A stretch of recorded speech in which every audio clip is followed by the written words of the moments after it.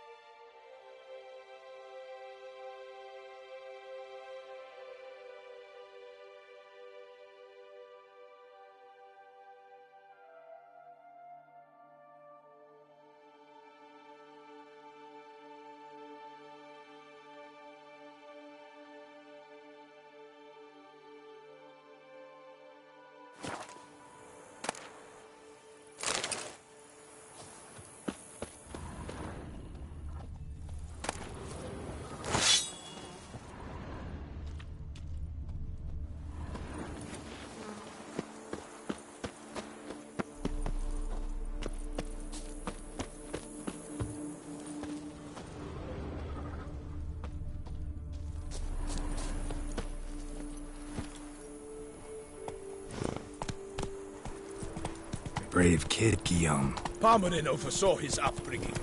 Guillaume is his kin.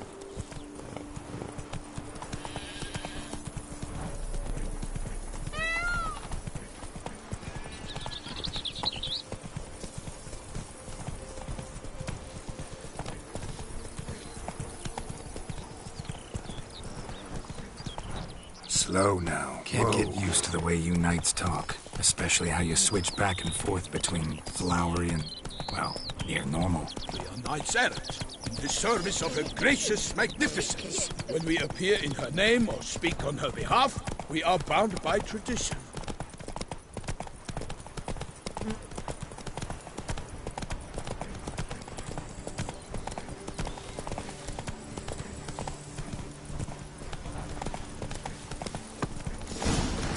Not so fast, Roach.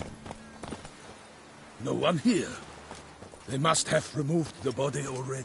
Let's look around. Make sure they didn't miss anything.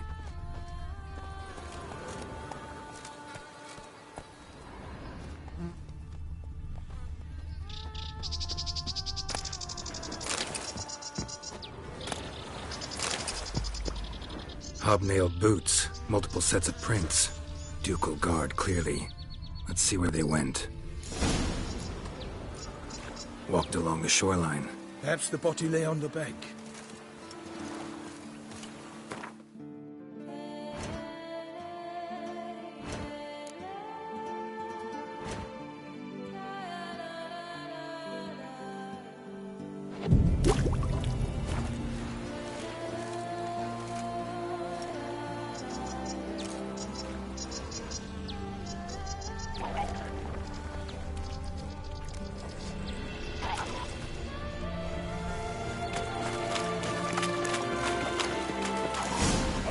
Got guests. Careful.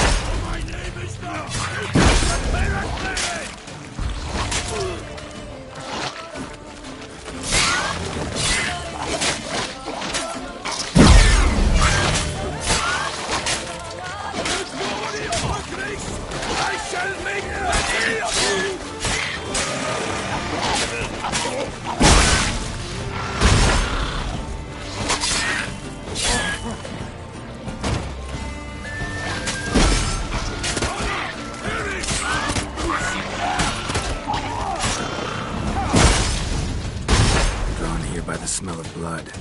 Let's keep looking.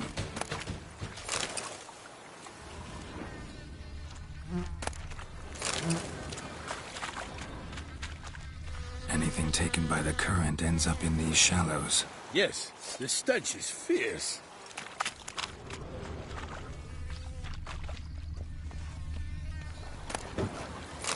Junk that came down the river. We must keep searching.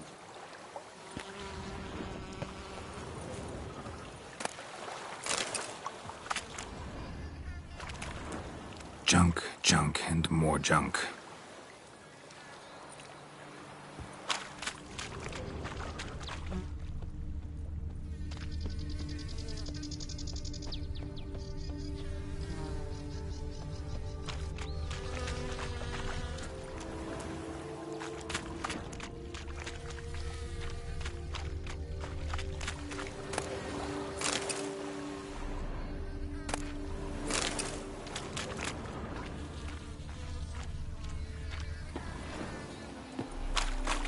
Footprints. See them?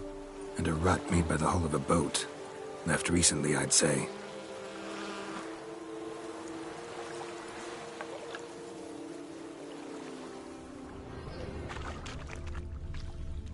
Dragged some nets onto the bank, then cut them to untangle them. Lot of blood, so the corpse must have been cut up. Quartered, maybe. It's likely they loaded the body parts onto a boat and sailed off. Gonna dive in, check the other nets. Only blood-soaked scraps left of the victim's clothing. Good quality cloth. A wealthy victim, correct? Looks it.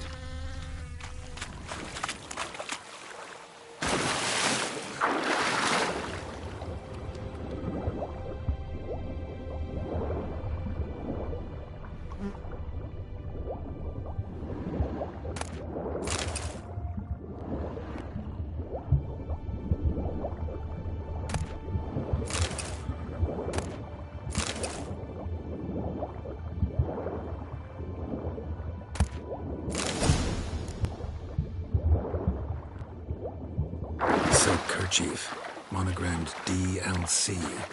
A noble's accessory, clearly. Be nice to know where they took the corpse.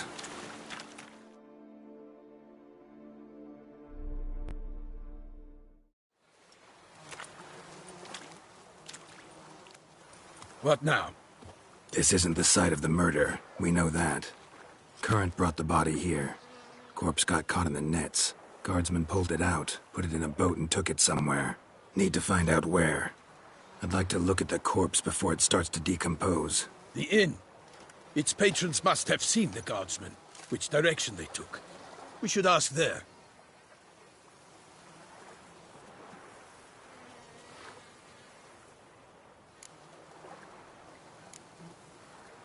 Seems we've got ourselves an audience. You think this surprising? The locals will tell the children of children they do not have yet, of the day a quartered corpse was pulled from the river.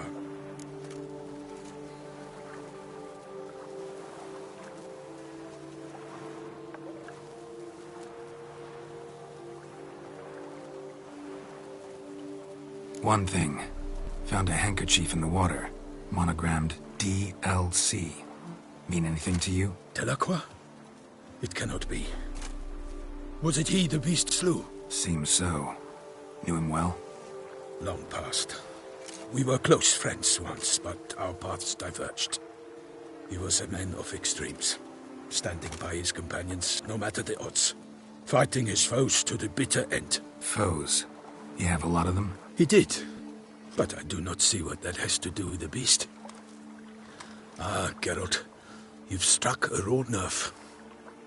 Memories of a time long past, to which I'd rather not return now. I understand. We can talk later. Let's go to the tavern. I shall have to leave you soon. Return to court. Barely got back to Toussaint. A knight in the service of Her Illustrious Highness knows no rest. In fact, I'd feared I would return too late to fulfill my duty. Yet it seems I've arrived in the nick of time.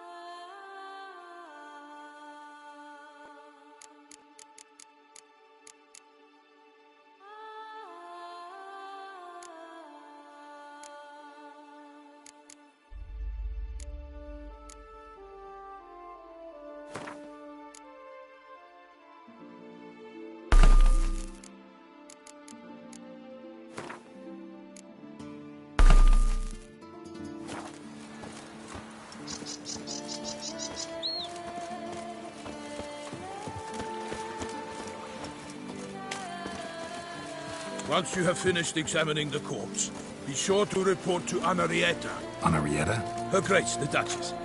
I forget myself at times. We address each other by our first names in private. Never in Pomrin's presence, however. He found such familiarity offensive. A watering hole for traders, smugglers, boatmen.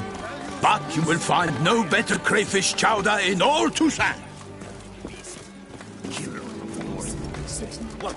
With no lads brave enough? Of course we have. Bravery's As it turned out, she was working for powers.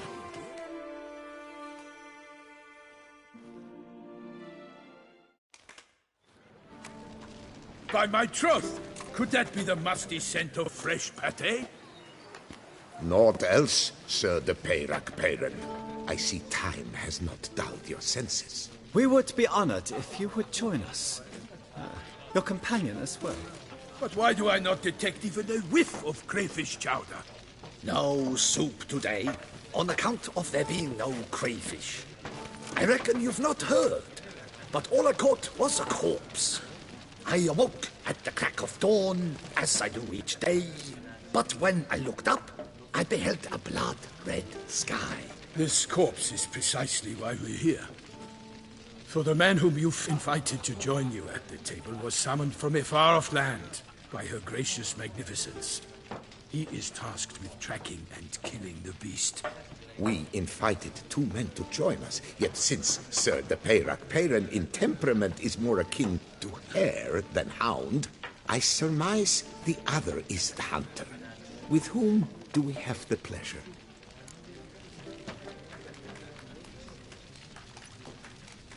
Name's Geralt. A humble introduction.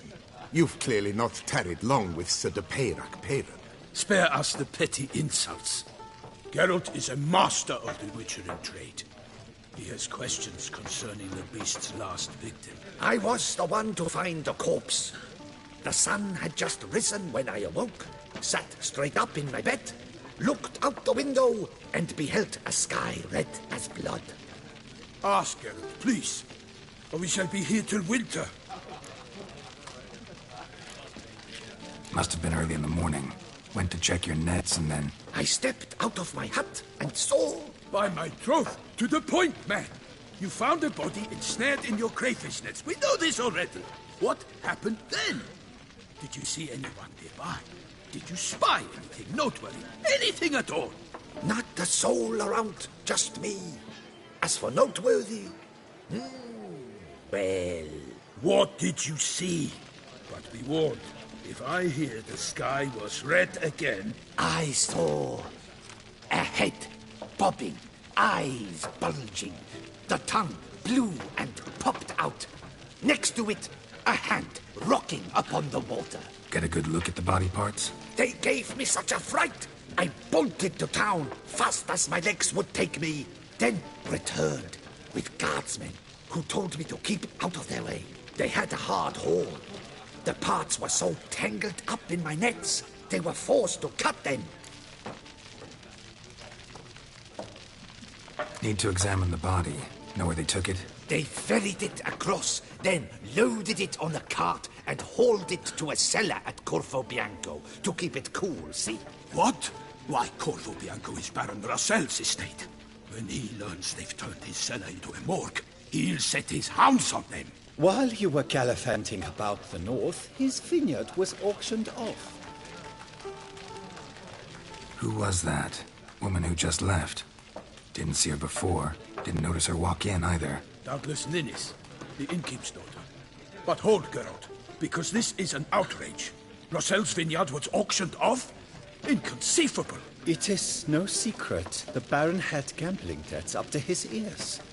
It finally came time to collect. His creditors auctioned off his property. The ducal chancellery bought it, in fact. Russell now bunks with his brother in Vicofaro. I told Russell he'd get his comeuppance. How long can one draw on past heroics? His creditors must finally have defined that his promises meant nothing. Such are the times. Today's knights are pale shadows of the heroes of yore. It's true what they say. God sent the beast to punish us for straying from the old paths.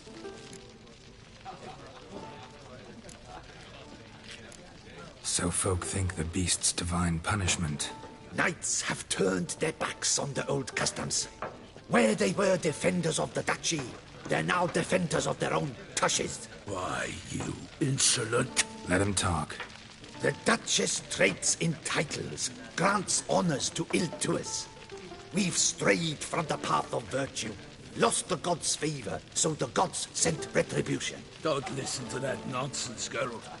It's rehashed street preacher codswallop. Yes, the rebel rousers have been sprouting up like weeds lately, each offering the same bill of goods. They say anything else about the beast?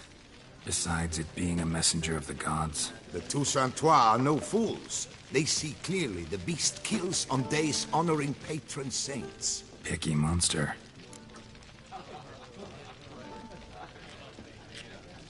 Thanks for the hospitality.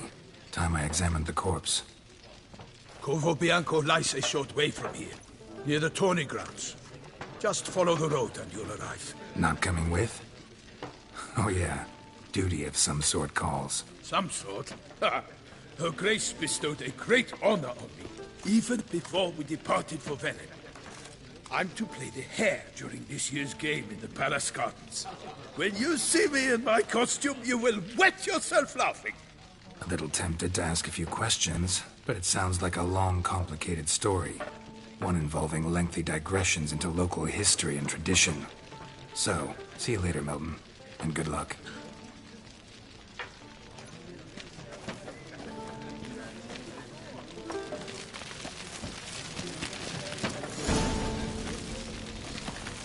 Eat, drink, and loosen your boots.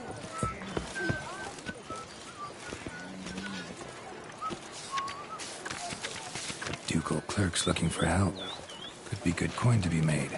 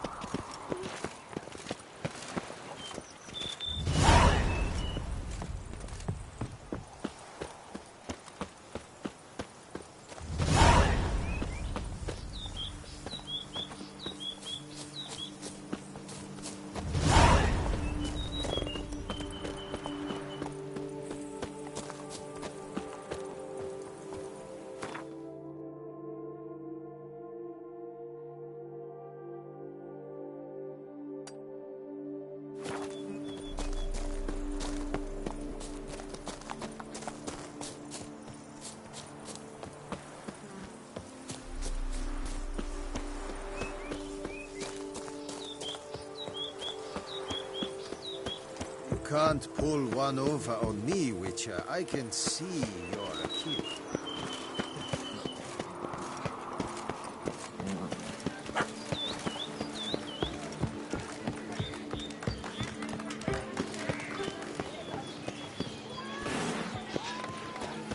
They say her grace is called in to tempt the beast.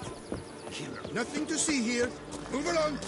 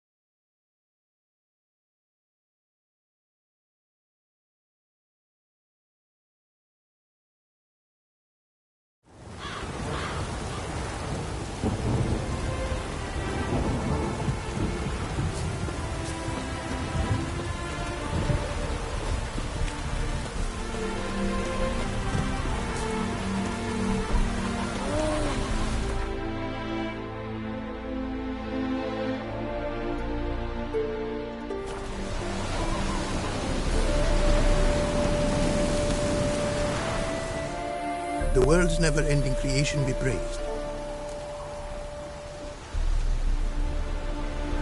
Wouldn't mind a glance at what you got.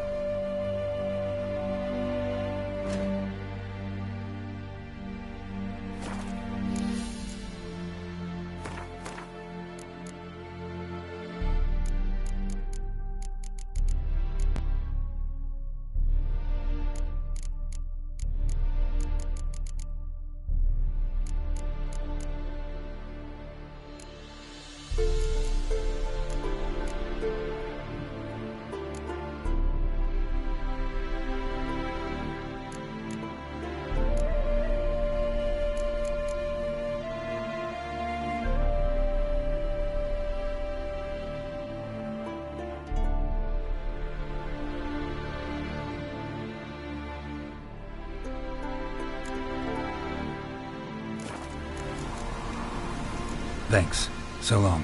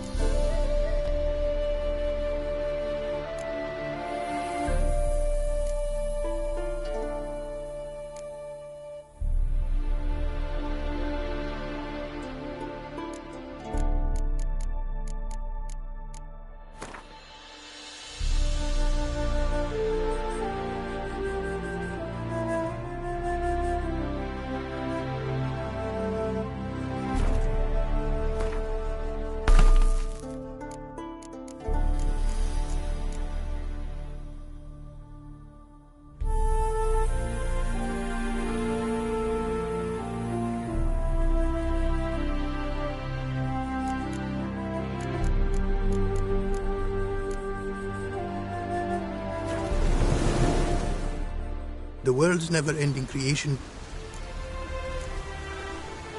Craft something for me, would you?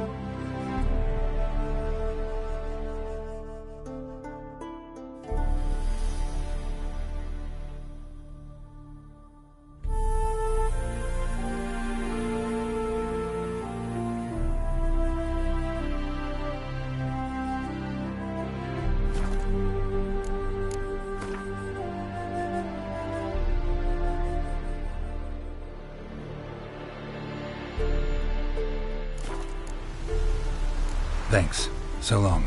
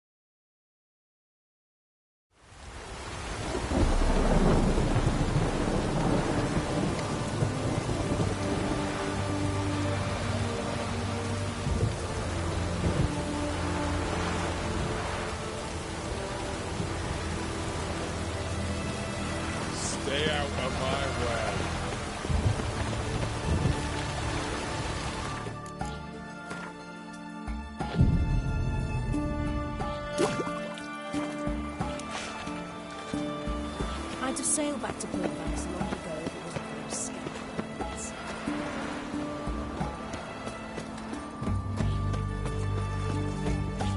Long live eccentrics.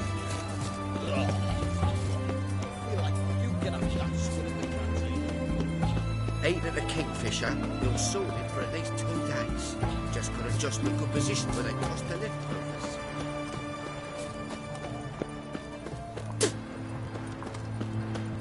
You heard? He finally met his match. Some cutthroat a witcher, I think, gave Junior his due.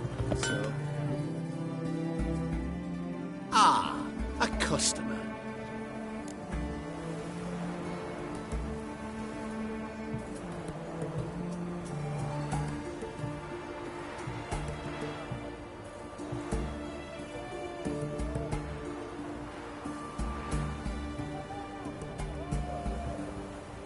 Show me what you got on offer.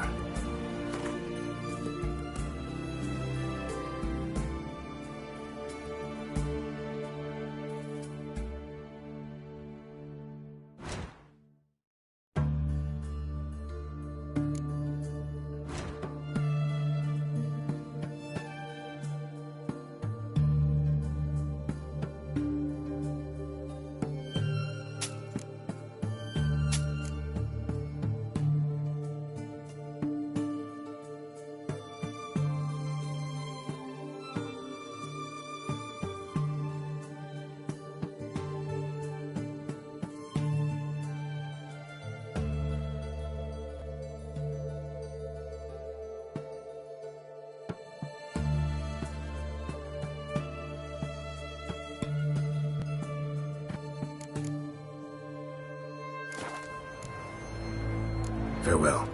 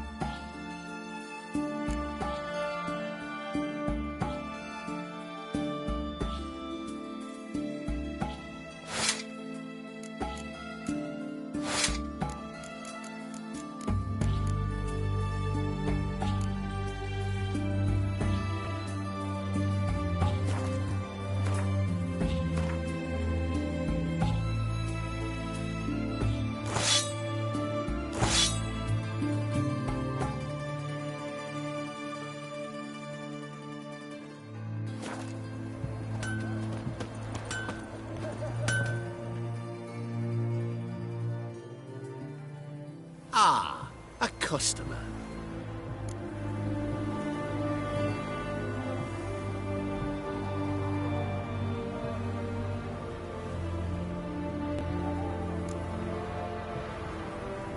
Will you craft something for me?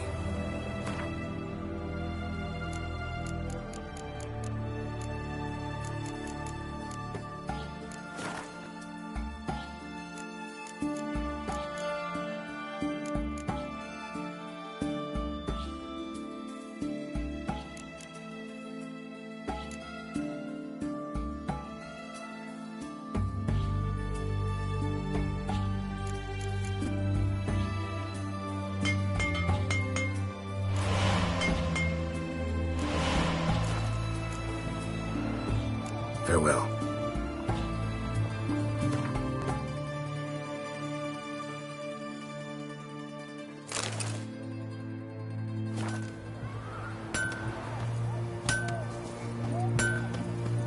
You'll choke to death on 3 pounds of steam.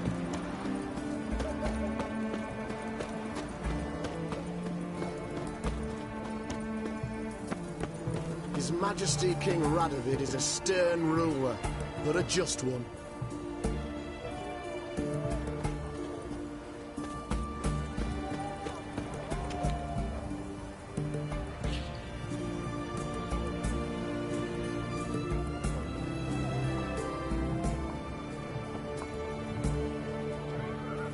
The knight from the fairy tales. Did he have white hair or a white horse? Ah! Ow! Beg your pardon.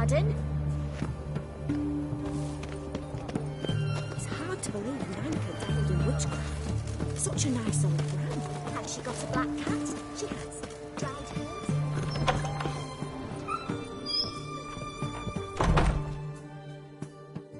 Greetings, Master. What can I do for you? Got a razor and shears? Good. Make me look decent.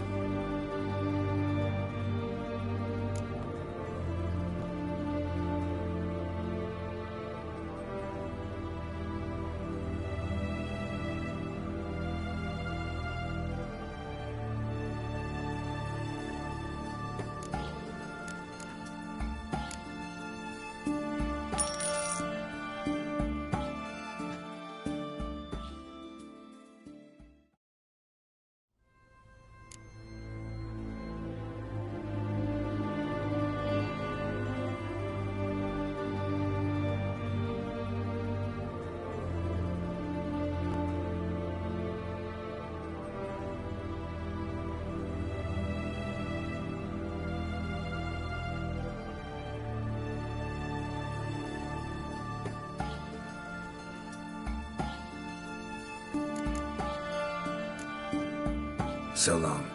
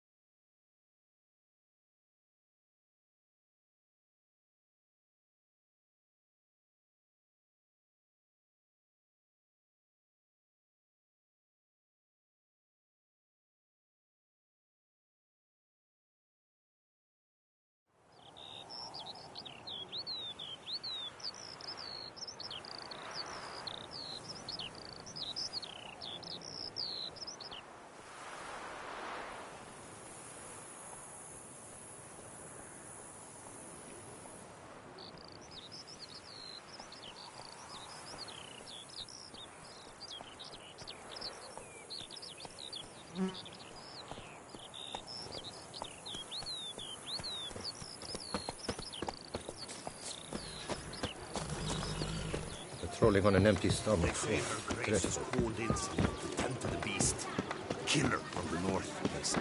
What? With no lads brave enough? Of course we have. But bravery's not enough against the beast.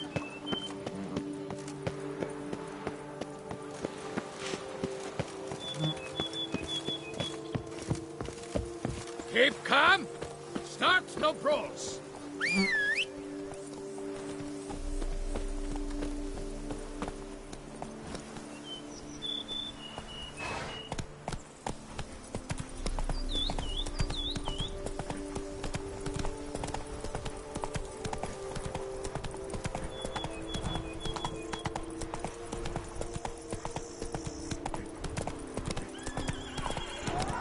Sounds of a fight.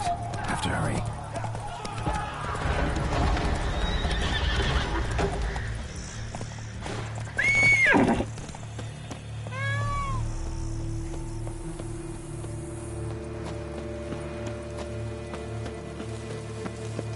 Damn it. Killer must still be here.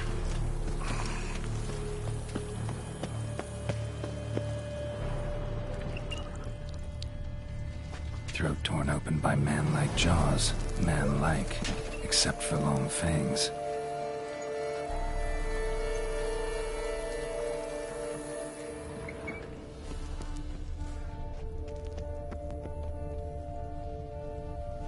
Busted ribs, blood from the ears.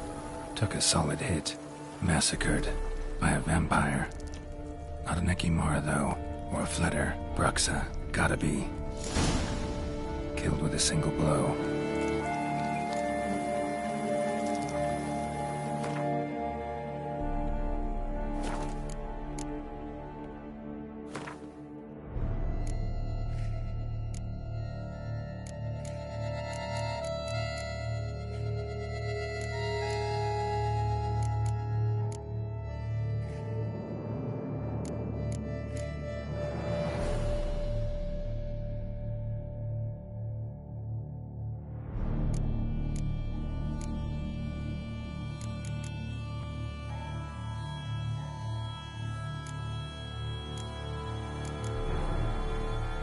Black blood and moon dust.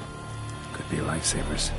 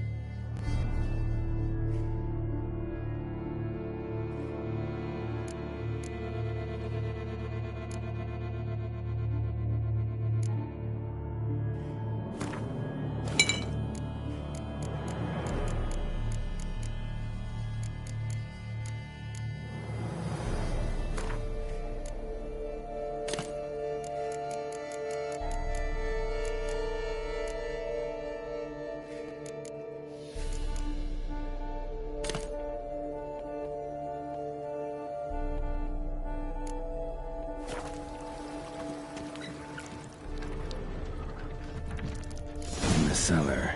Gotta be. Woman from the inn was wearing this coat.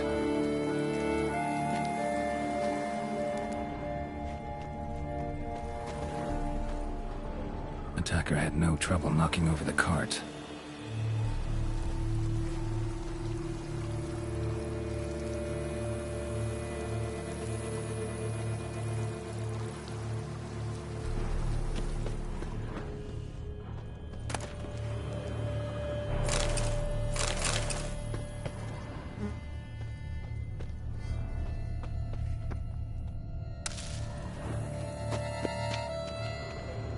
River muck carried the body in this cart.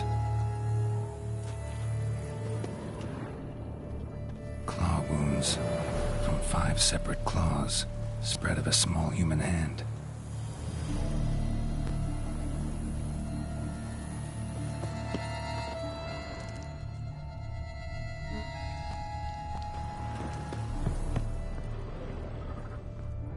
Footprints. Small bare feet. Lead deeper into the cellar. Fell down the stairs, broke his neck.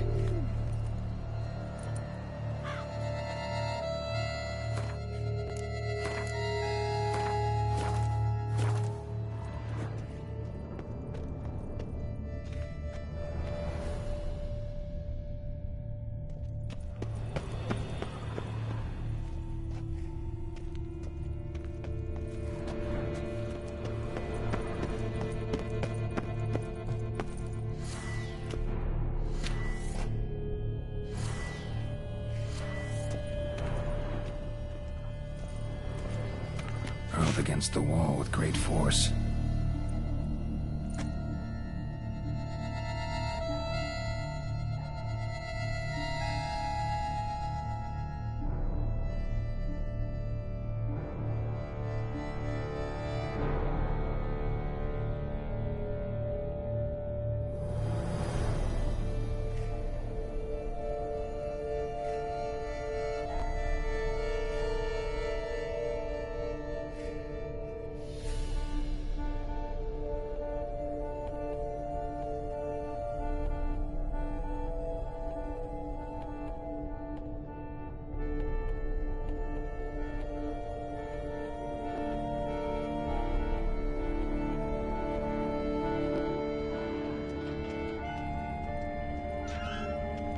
Took a lot of strength to batter this down.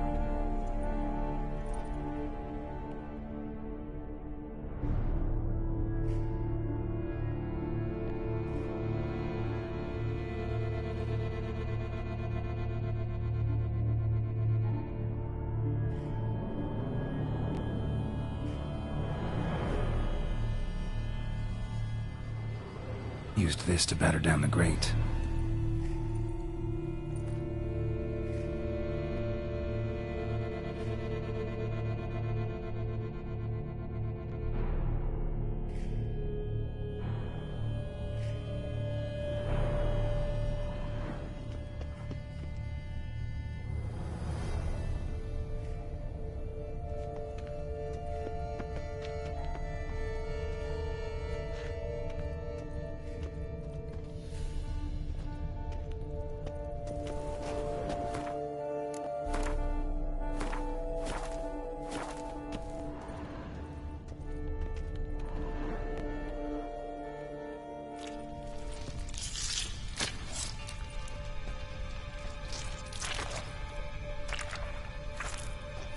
You. Saw you at the inn. I know what you are. Don't know why you killed these people, though. Clearly wasn't for their blood.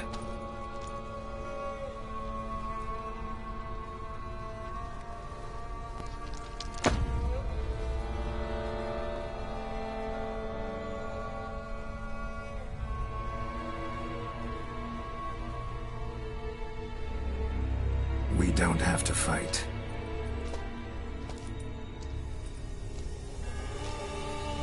You are wrong.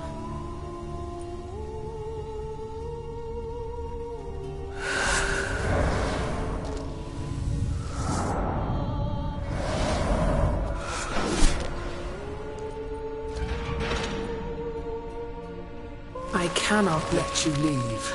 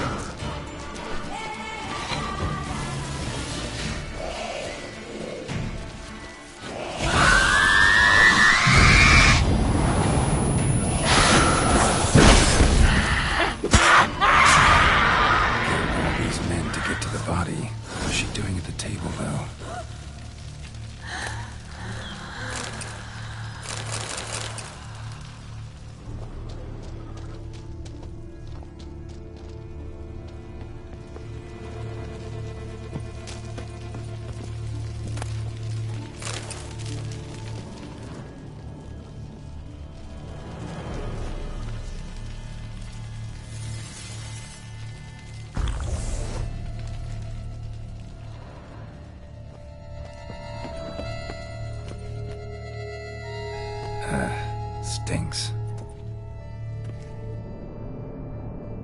Waterlogged. Both hands amputated. Body was quartered just as I thought.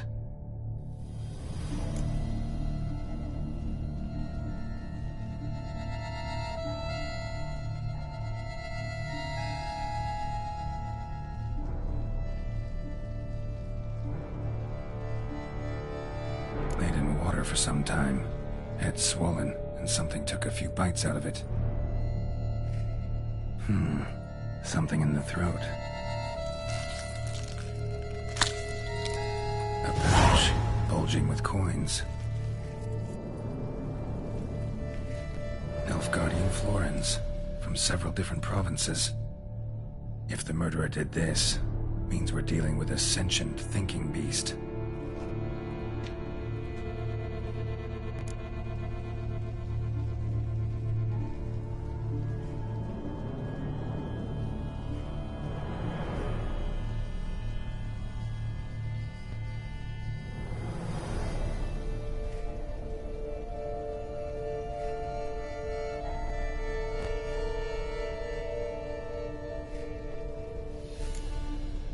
Body was chopped up after death.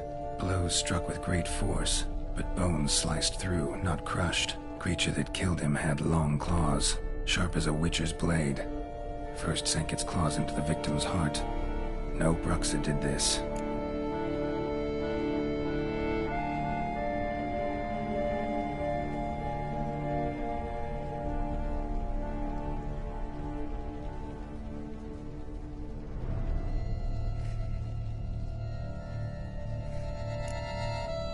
Third hand. A spare? Except it's clearly not the victim's. Guardsmen must have not noticed it as they picked everything up. How's this possible? Still warm. Blood still flowing? Several monster species can regenerate. Never heard of that happening to their severed limbs, though. Or of their limbs seeming completely alive after so much time. Examine the tissue more closely later. Might learn something.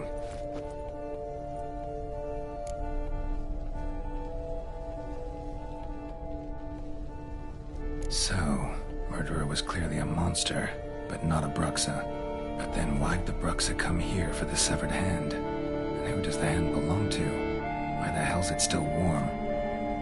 Now, pouch shoved down the victim's throat. What's the significance? And why was he chopped up into pieces?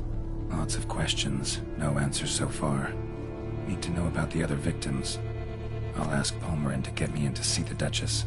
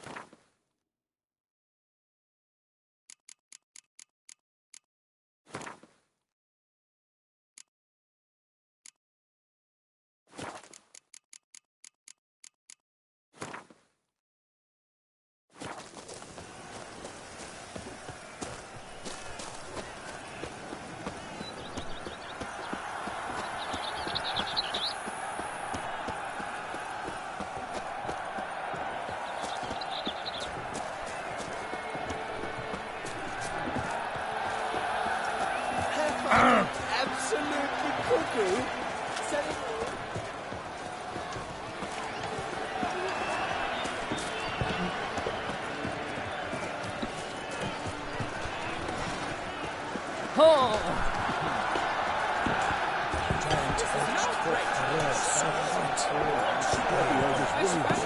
Geralt of Rivia! That virtue always trumps villainy. His friends at his side. Guillaume bested Goliath and restored peace to the land.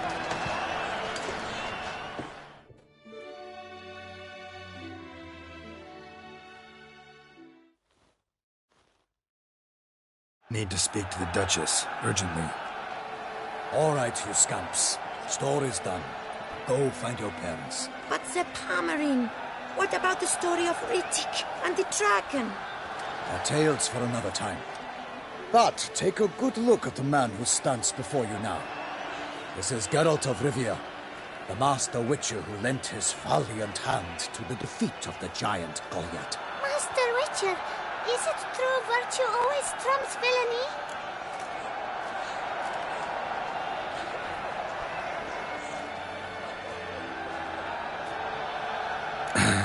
Yeah. Virtue always wins. But the Black Knight, he's a villain and he wins. The cutter of Casteldacia, too. Moral victory. That's what counts. Rubbish. Now, that will do for questions. Go find your parents. Her Enlightened Highness has doubtless arrived at the tourney grounds to watch the battle in the arena. If we hurry, we'll be in time to speak with her before the spectacle begins. Lead the way.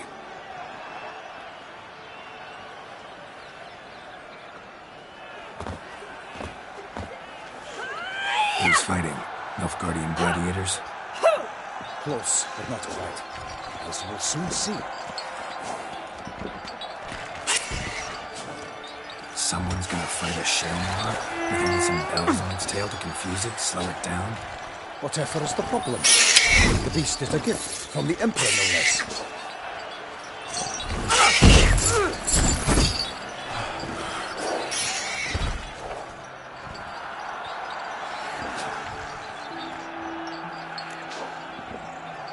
Shouldn't torment the beast. How would you like to be dumped in an arena, blindfolded with a string of bells dangling from your ass? Pity a monster.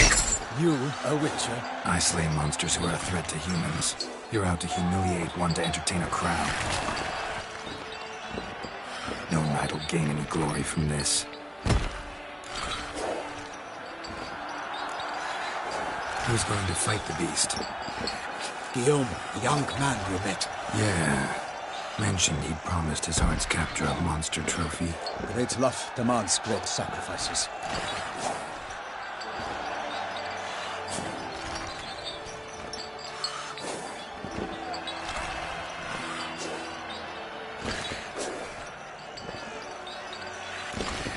Let's go.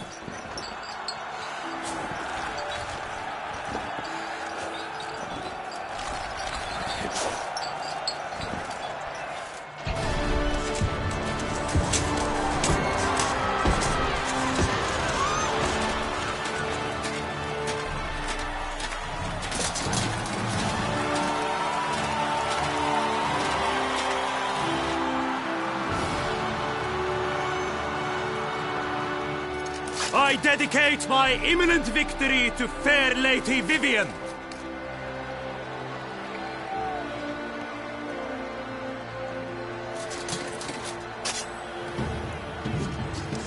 It's begun. The fight shall have to end first. We must wait.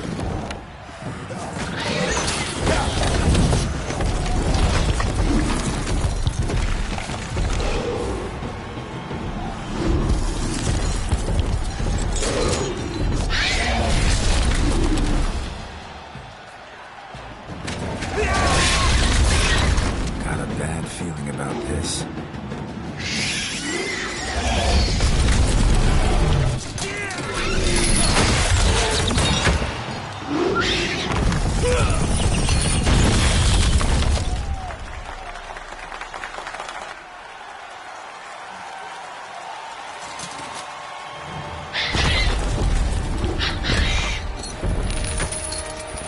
Damn it.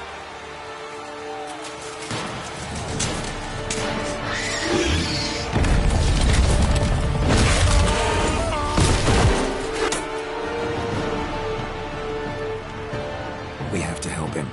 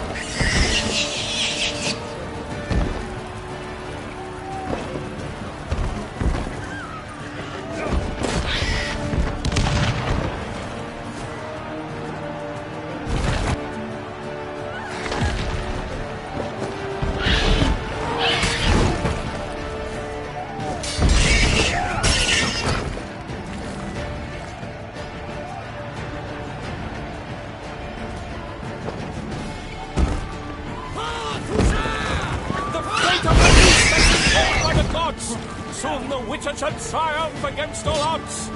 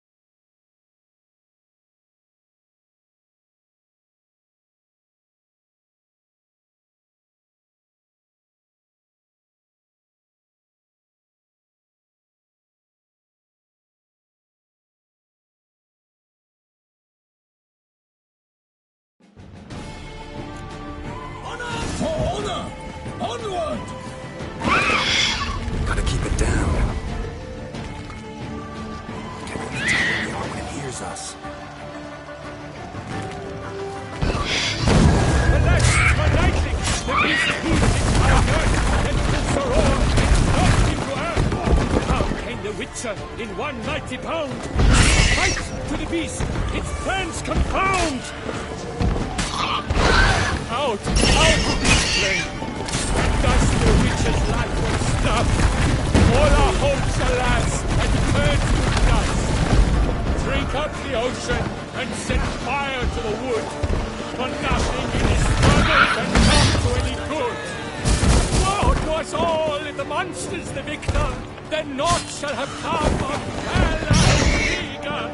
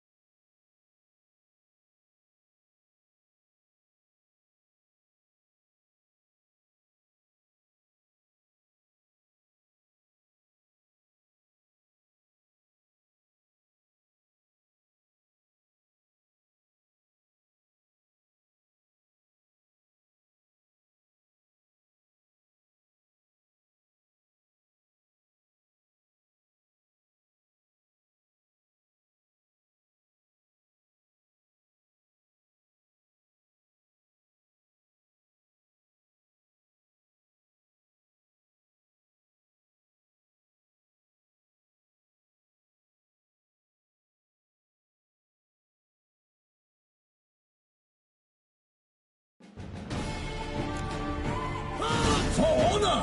Onward!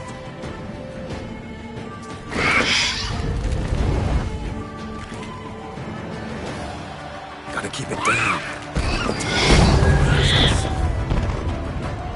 Alas, the night! Our girl! Down came the Witcher in one mighty bound to give fight to the beast, its plans confound!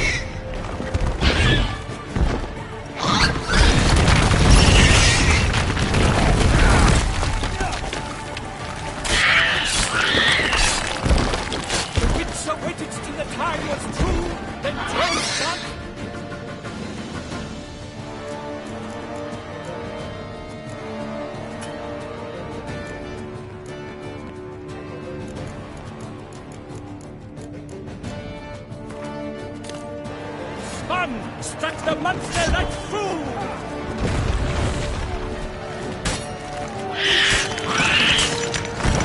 Like a bow who leaps at the lobster's spurt, so the witcher ruled the Shelma, then its foul heart turned.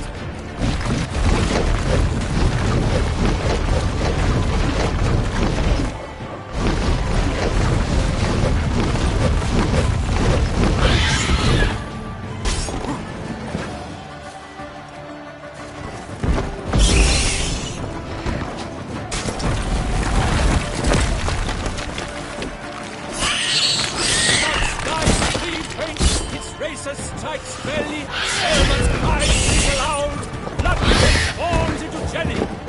Alas, he has breathed his last breath. Avenge you, witcher, by faith unto death.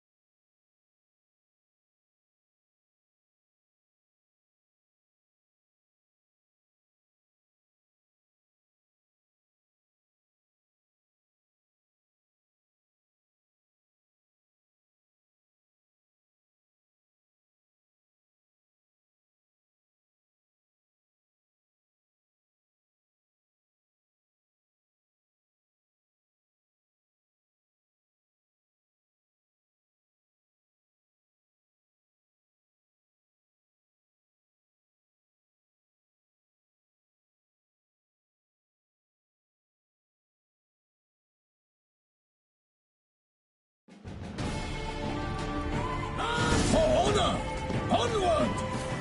Gotta keep it down. We can tell where we are when it hears us.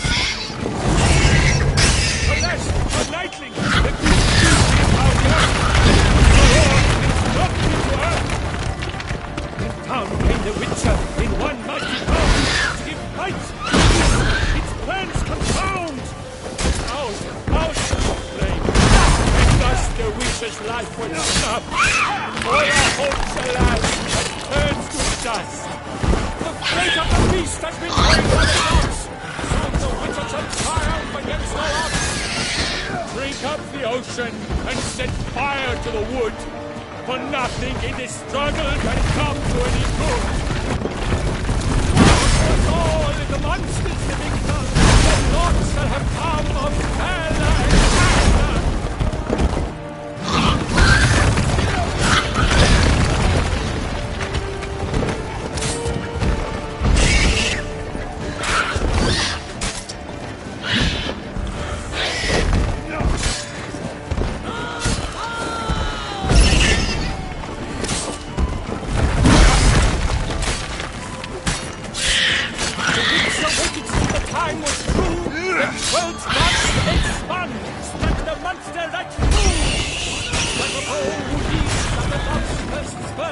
So the witcher ruled the Selma, then its foul heart turned.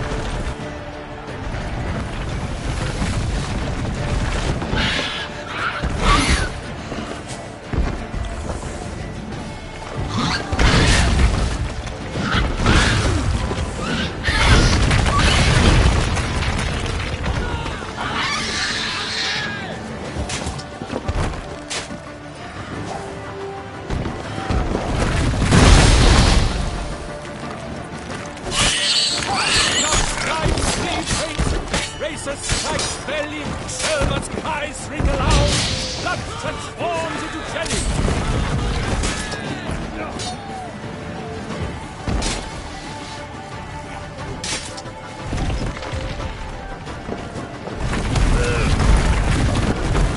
Alas, Hermione lies prostrate. He has breathed his last breath. Avenge, ye Witcher! Fight flesh unto death!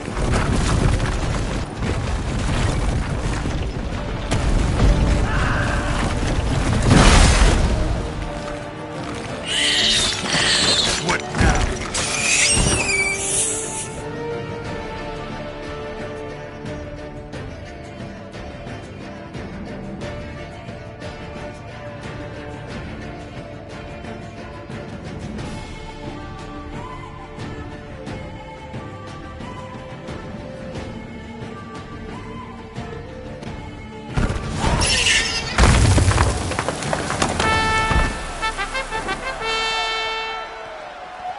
That Selma lies defeated by Geralt of Rivia, master of the witchering trade. Behold, as the last gasps of life seep from the beast.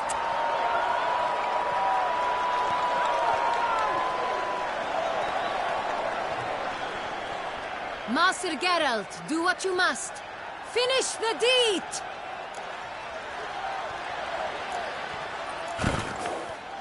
Monster's no threat. No need to kill it. A victor may always show mercy. It is his right. Long live Geralt the Merciful! Pikeman, see to the beast.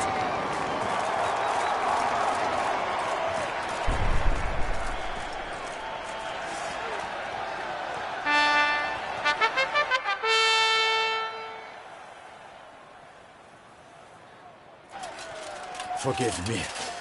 I am not as nimble as in my younger years. You fought bravely. Thanks for your help.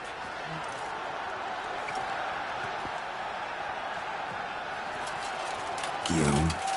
The lad came damned close to dying. I'm fine. Not hurt at all. Vivian? Smile as befits a hero and keep silent. Speech clearly pains you. She approaches.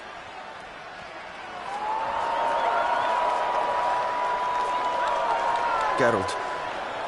We must talk. Vivian. You shall talk later, in the medic's tent. Geralt, magnificent, breathtaking. Your Grace. We knew that to summon you was a brilliant idea. We are delighted, ravished to have struck upon it. And I'm truly, honored. See to our young hero. Hop, hop. For we must make off with Geralt. We should talk. We had been long awaiting your arrival. Had nearly lost hope. Then suddenly, that entrance, so spectacular.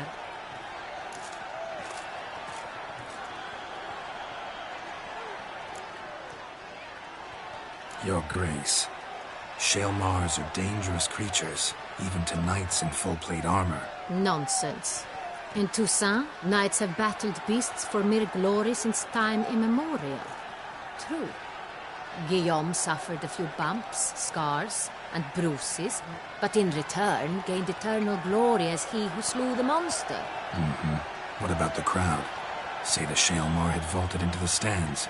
Would have been a massacre. Geralt, though we value your fortuitous intervention in the arena, we would remind you your services have been retained, and as shall soon become clear, you will be generously compensated for completing another task altogether.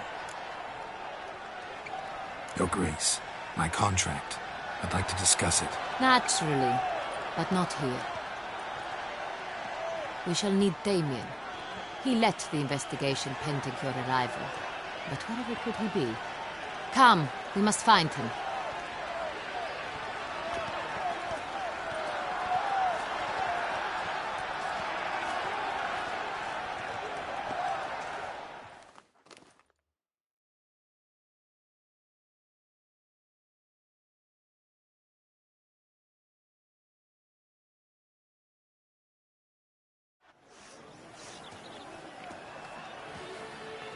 Tell us, Have you come alone? Or did Viscount Julian accompany you? Wish to see Dandelion, Your Grace? Yes. I mean, no. Yes. But solely to tell him we regret. Yes, deeply regret rescinding the death sentence we so justly handed down upon him. If we could turn back time, we would make certain he sat in a tower till he rotted. No, we would ensure he was broken on the wheel, then drawn, hanged, and quartered.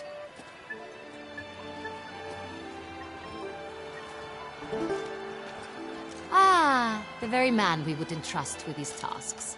Damien de la Tour, captain of my personal guard. Your Grace, Witcher. Greetings.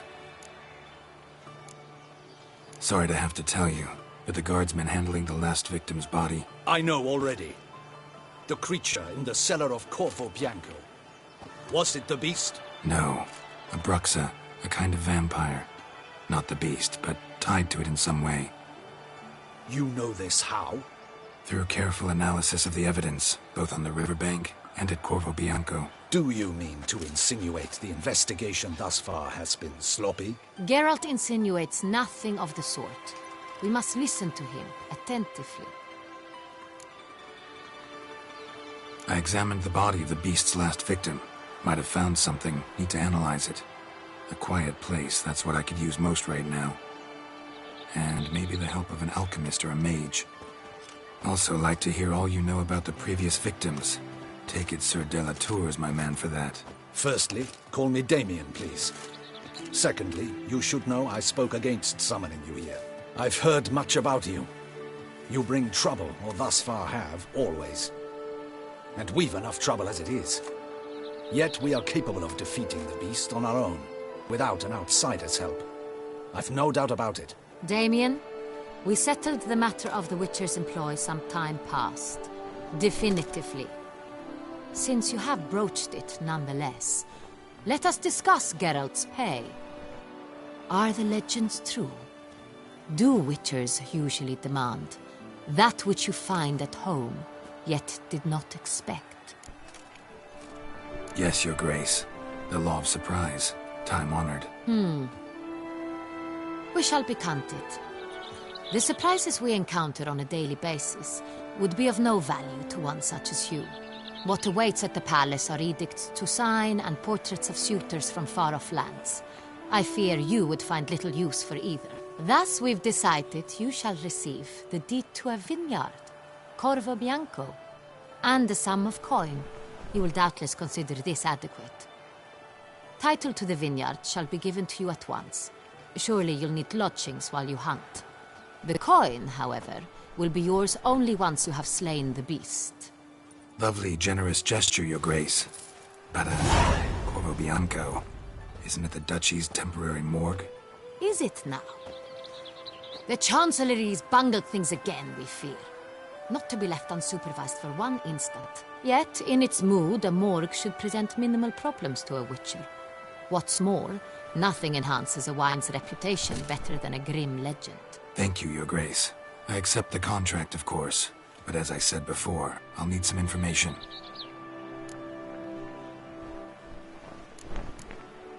How'd it start? Who was the first victim? Crespi was the first to die. He was famed once for his many glorious tournament victories. Then he grew old, hung up his sword, and took to winemaking. Crespi was not loved by the wine merchants. He was ruthless in business and thought to cheat many a time. He asked us for a dispensation from all court ceremonies. We did not grant it. We could not. Once you've taken the oath of a knight, you remain a knight till death. How'd he die? Where'd they find the body? Quite unusual, the circumstance. He was at a feast when suddenly one of his fellow feast-goers noticed he was missing. The town watch found him an hour later. On his hands and knees, propped against the town pillory, his sword hanging from his neck. He had died of wounds inflicted with claws, not a weapon. Blows of great force. So he died suddenly, but the body was on its knees, meaning someone posed it. So it seems. Second murder. Tell me what you know. In the city, there are certain nooks. No one reasonable ventures there after dark. Ramon Dulac's corpse was found in one such place. With the first murder, terror gripped the city. Its inhabitants grew wary, kept to safe areas. Consequently, news of the second victim came to us from a group of concerned cut-purses. Criminals fear the beast? Telling in a way. Take it you've excluded the possibility that Ramon died at the hands of these bandits. Do you believe me, an amateur? Not hands, but claws killed Ramon Dulac. The wound was deep, clean. His body was found in the gutter, dressed in nightshirt and cap, a pillow placed under his head, and his sword replaced by a bed warmer. Ramon Dulac, a knight who but a dozen years past was an advisor to our father, the Duke. Someone went to a lot of trouble to make him look ridiculous. Maybe revenge was the motive. It's not out of the question. Dulac had shady dealings with the criminal underworld, but no one ever came forth with concrete proof of any misdoings. So, first two victims were knights, best years behind them. The same could be said of the third. Sir Delacroix was wont to claim that in modern times knights face new challenges, enterprise being the latest addition to the chivalric virtues. He made a veritable fortune in the grain trade. Palmerin even nicknamed him Sir de la Stinchi. Found a coin pouch on his body. Contained florins dating from various times, hailing from different provinces of the Empire. Delacroix loved coin, true, but had no patience for numismatics.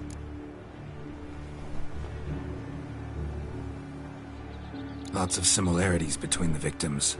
All the bodies were found in strange places under extraordinary circumstances.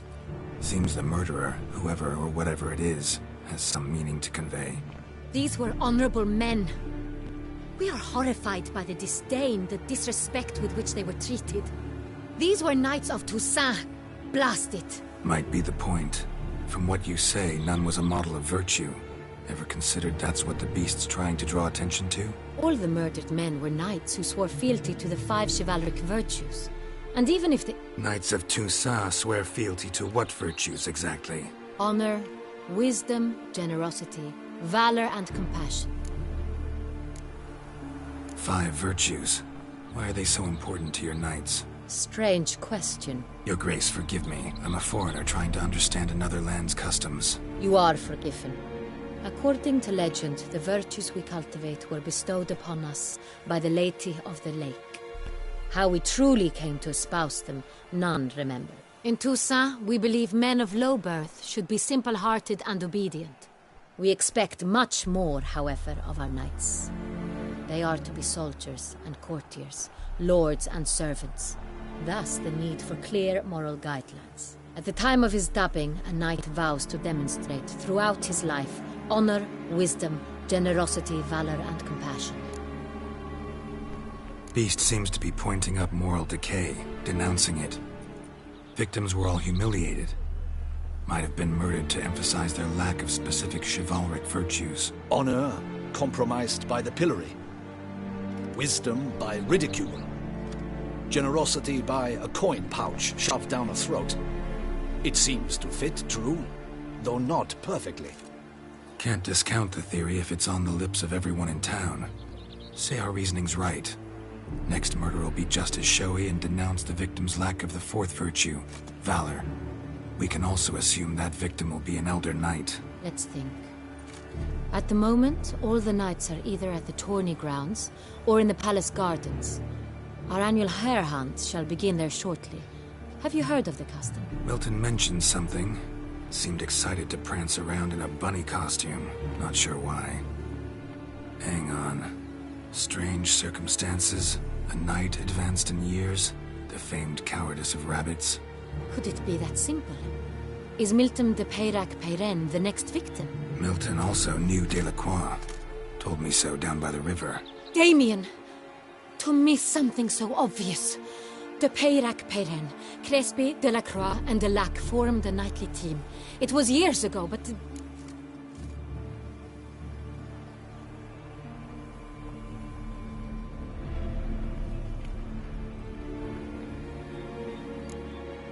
They were a team? They were close friends, tightly knit, and as such earned the trust of our father, the Duke. We often witnessed him turn to them with delicate matters. Later, their paths diverged. Unlikely to be a coincidence. Beast must know it too. It's a lead, I'm sure. Your Grace, we need to find Milton, immediately. Rather problematic. You see, the garden entertainments are due to start, and he's disguised as the hare, hiding somewhere, waiting for some tipsy courtiers to find him. The hare's hiding place is a carefully guarded secret. We must call off the game, at once. First and foremost, we must remain calm. Damien, order the garden searched immediately, but discreetly. By no means can we disrupt the festivities. Panic will only incite the beast to strike sooner. And you, Witcher, follow me. My gardens, my night, I shall take the fall. A murder is out of the question. I will not allow it. Not near my palace. Horses? Ready our horses!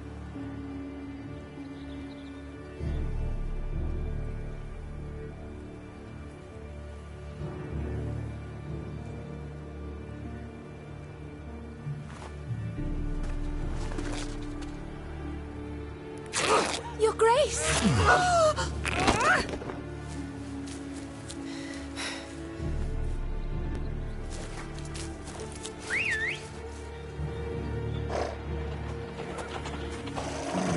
What the hell? Why, I should... Your Highness, I... Mind it doesn't get wrinkled. Onward!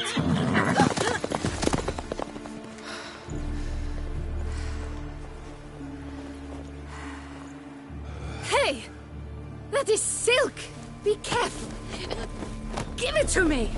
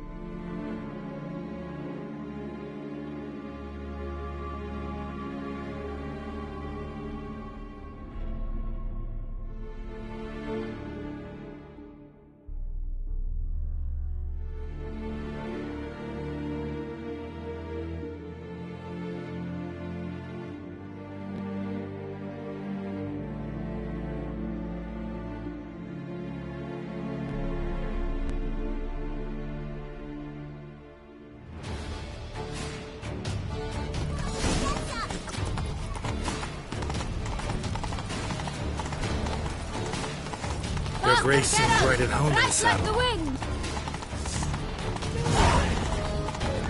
Clear a path! Clear the way, I said!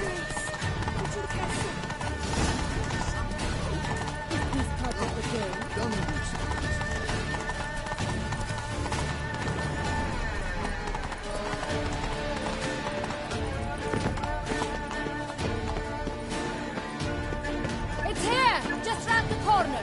Hurry!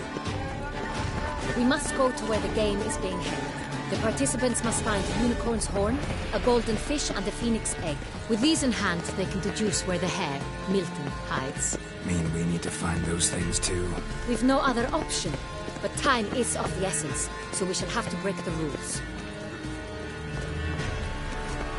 Such are the times, my good fellow.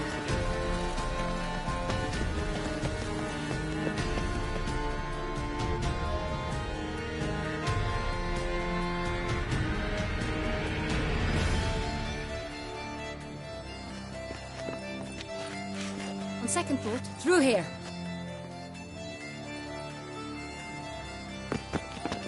I shall show you where the hunt plays out. Then we will split up. You will get hold of the unicorn horn and the golden fish, while I nab the phoenix egg. That will be quickest. Golden fish. Do I need a rod or a net? Please, Geralt. It's not a real fish. Look there, towards the water. See the lights? The hunters are trying to hook the fish from boats. You must simply dive in and find it. The unicorn. How do I catch it? It's terribly skittish, true, but I'm sure you will find a way to earn its trust. It runs around over there, look. The Colton fish and the horn both contain things or clues that will help us find Milton. Once you have fish and horn, find me among the other Phoenix egg hunters. All clear? Then let's get to it.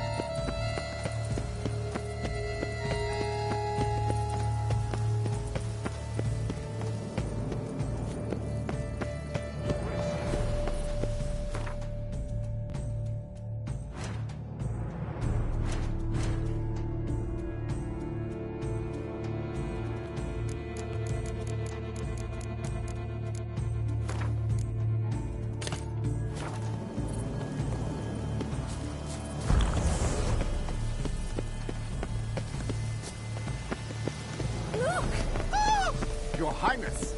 Your Grace! If one were to call a state courageous or coward, what other part of the state would one?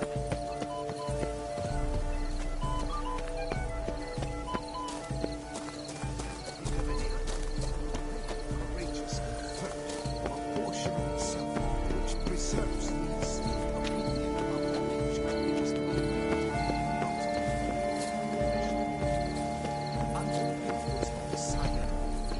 Yet how might we relate this to knights?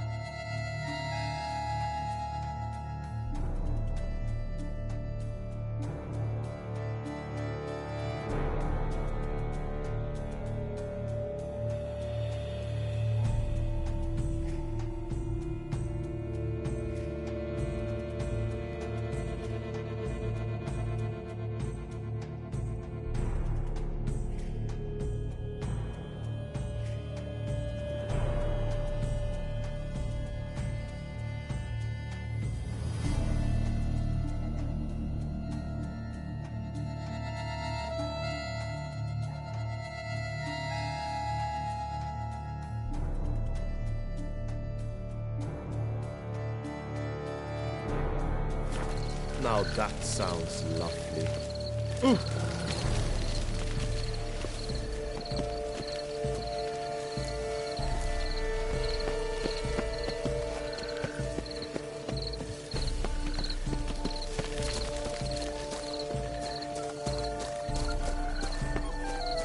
Light, bluff, and wine counsel no half-hearted measures.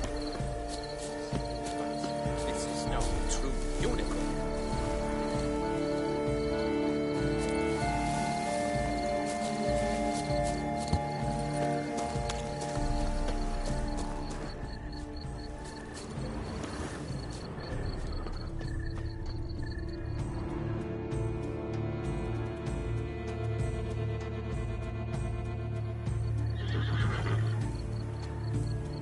Perhaps an apple will work. Or some sweets. We would not be in this predicament, dear sister, were you still a virgin. Do you really wish to have this conversation again? Here and now? Hush, or you'll spook the beast. We shall try the sweets. Hey, folks. Gonna have to ruin your fun. Sorry. Who's that?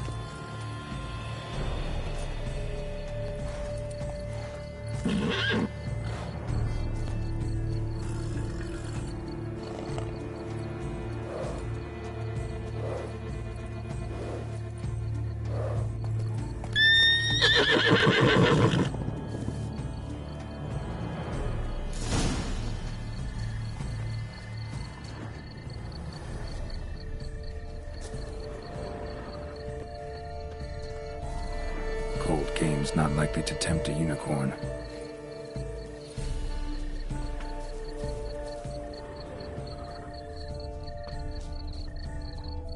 Crispy apple. Like that like any other damn horse.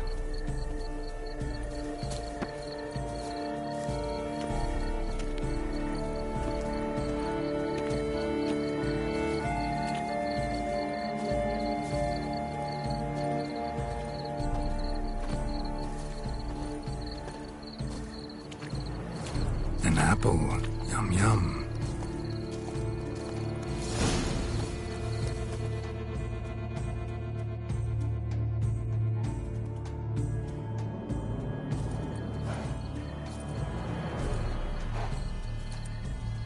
Easy.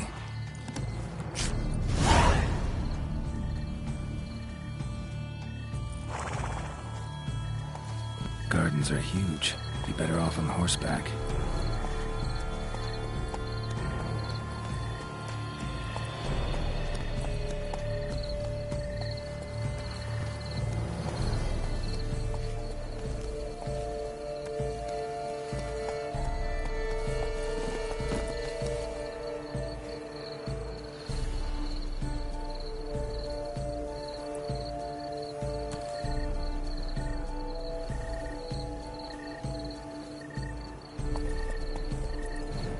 Move it!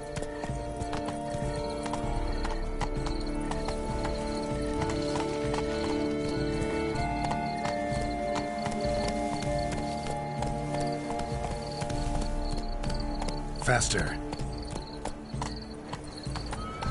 Golden fish should be easy to spot once I'm under.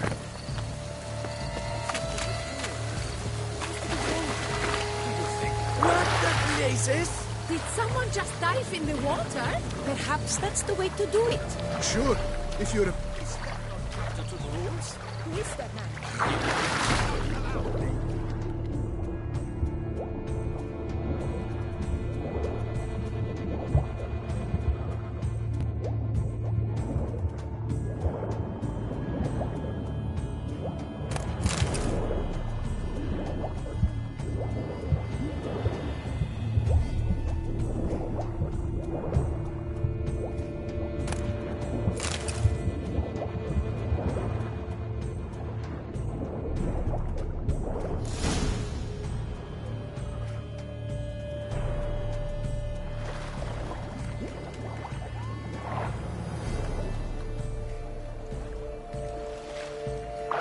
Hey, wait. Stop. It's important.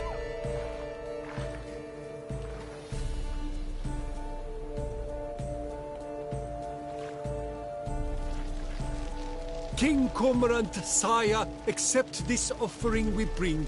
Prithee cast upon us your merciful eye, and bear before us its secrets. As the moon its heavenly course doth trace, in my domain I await that moment of grace, when a soul of good or ill repute brings me a gift, fitting tribute.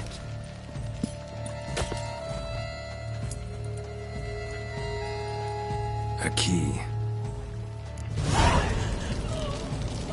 Why, you bomb-botched wretch! He's ruined the game! Disgraceful!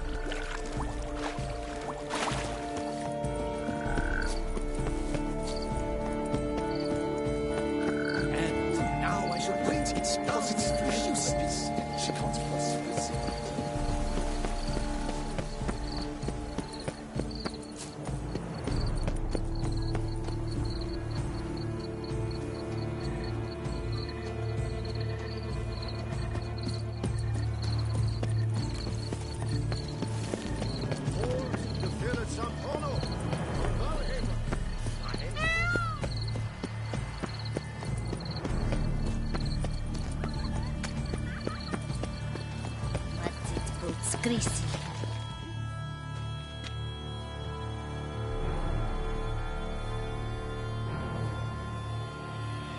If you please, Your Grace. We do not please. We act out of the highest necessity. All shall be explained later. But it's against the rules.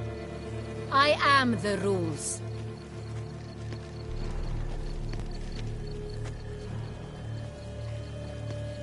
Geralt! At last. Got a key and a clue. And I've another. Show me yours. Who wrote this drivel? I begin like a crone, hollowed out with ease, then end like a mouse, with a head of hard cheese.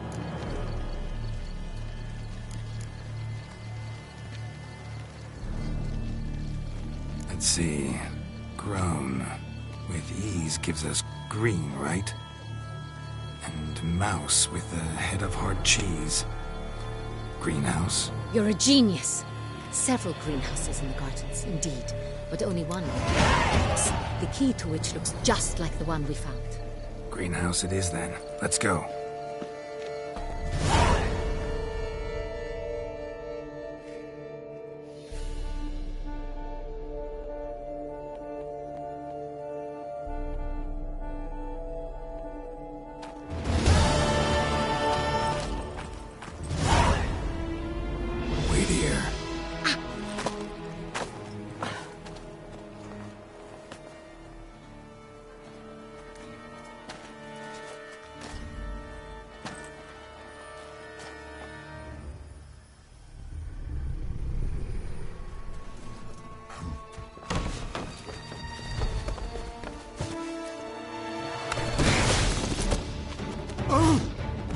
Butch?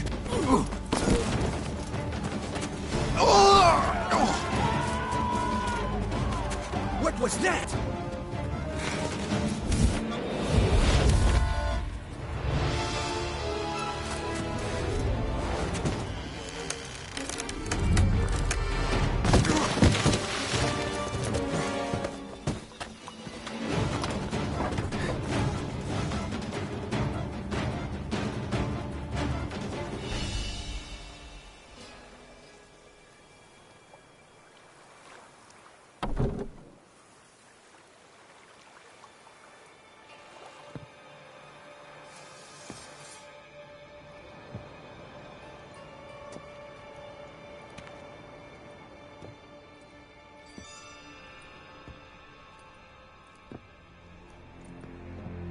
I'm here.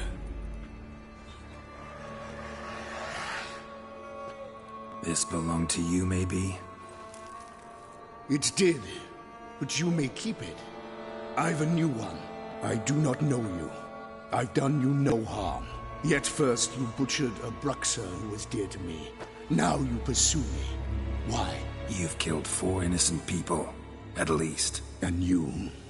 How many innocents have you cut down? I don't kill innocents. Murderers, though, you bet. I'll soon be done. I've but one left. And you, should you not stand down. And once you're done, intend to leave? Go kill somewhere else? No. I intend to live. Happily ever after.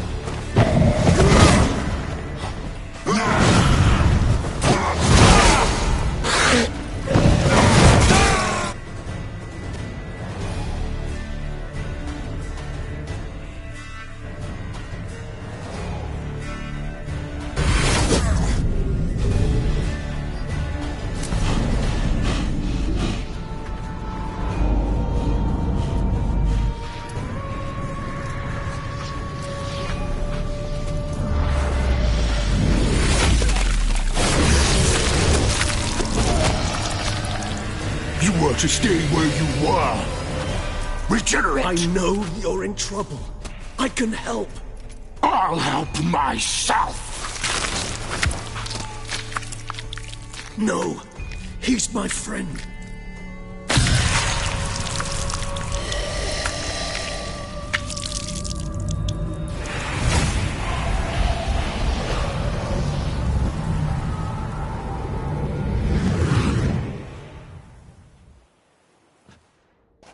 Yes, Geralt, it's me. Regis? You all right? All is well. All's in order. Wounds such as these heal on vampires in moments. But we've not seen one another in ages, my friend. At least in human terms, that is. How's this even possible? Last I saw you... I was a bubbling, shapeless smear, having been rather spectacularly melted into a column of a certain castle. In somewhat better shape now, as you can see. Hardly peak form, mind you, but were I human, folk would think me a demigod, I dare say. I'm sorry. What happened? It was my fault. Never got a chance to apologize. No need, Geralt. Bygones. I did not have to join you on that expedition. No one twisted my arm.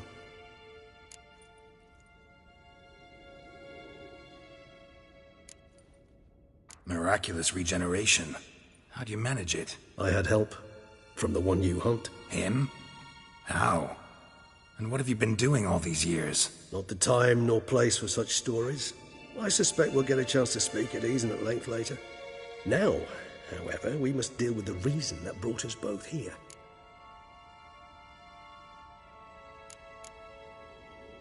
So you being here, it's no coincidence? Your powers of deduction seem to have waned not one bit.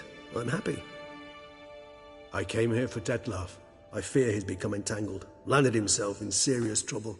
So that's his name. He's your friend? You might call it that. Though Detlaf is, how would you humans put it, more bestial than I am. But not to worry. I'm working on him. Haven't exactly done a great job with that. He's killed one knight since I got here. At least 3 others before I arrived. For good reason, I'm sure. Understand, Detlaf is not some decadent shit who kills for sport, or to assuage a dryness of throat or a dullness of mood.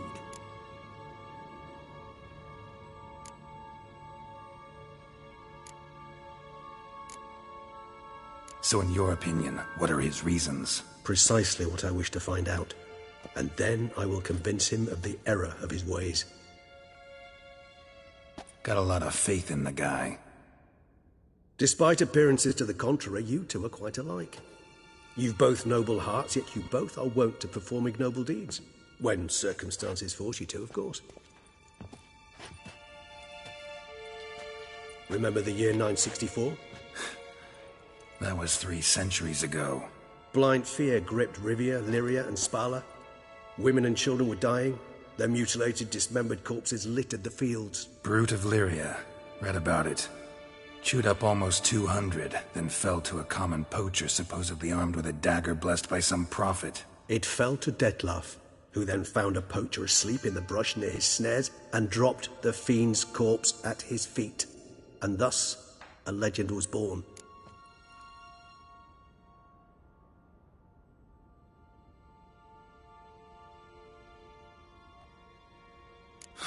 Vampires rarely help humans. Must have had his own agenda, hunting the beast. You err. He slew it for one reason alone. The monster killed a lad who once, in the street, had offered Detlaf an apple, expecting nothing in return. Terribly noble of him. You do not have a monopoly on altruism, my friend. Vilgefortz melted my body. Detlaf found what was left. As per our codex, he had a choice. To leave me where I was, or to care for me and nurture my remains. He chose the latter. Regenerated me at no small expense in his own blood. Do you know what that means to a vampire? The gravity of the endeavor? Probably same thing it means to a human. You owe him your life. Much more than that. The act itself made us blood brethren. A bond so strong humans cannot even imagine. Which is why I know something ill is afoot. Always had an overdeveloped sense of empathy. Each vampire has a unique talent, one they hone over centuries. It's precisely what renders us so difficult to classify. Detlaf's trump card is his herd instinct, his tribal propensity. In point of fact, he prefers the company of lesser vampires and shuns that of humans. If he walks among you, killing egregiously, it can only mean something's upset him, immensely.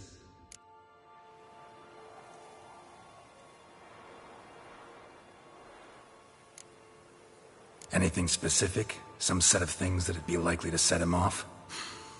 How should I say this? Detlaf doesn't understand men, their world, its rules, its conventions. He's naive in a sense. He doesn't comprehend your games, knows not what it means to lie, deceive. Suggesting he's maladjusted, and venting his rage. I'm suggesting maladjustment can at times breed conflict. But is it the case this time? I cannot say, but intend to find out.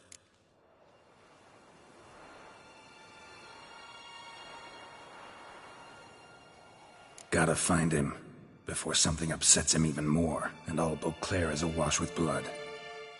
Well, we share a cause then, just like the old days. Not entirely. I mean, when I find him, you know. I know you've a contract on his head. Yet your true task is to stop the beast killing, not necessarily to kill the beast, am I right? All in all, sure. Let us find him. By the time we do, I hope I'll have convinced you Detlaf is no monster. Fine, all right already. But for now, evidence is stacking up against him. Hear that? The posse. Knights must have tracked me here. I'd prefer they not find me here. I've makeshift quarters at Mère Lachaise Long Cemetery. We'll meet there. See you.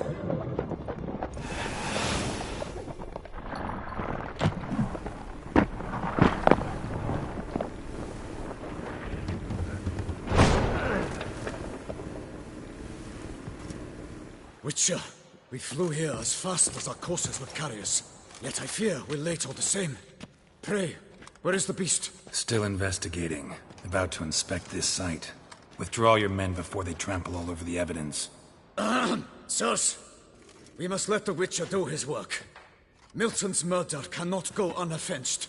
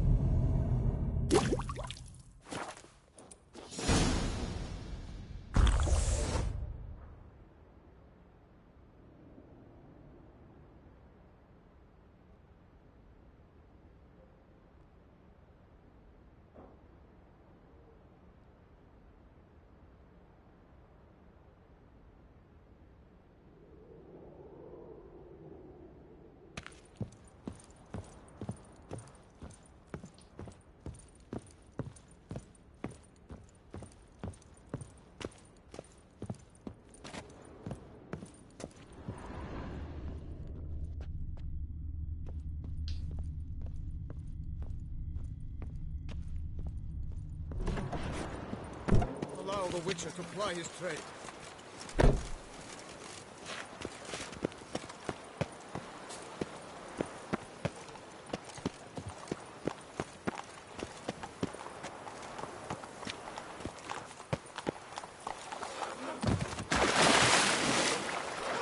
Come evening, I'm off to the bells, quick as a flash.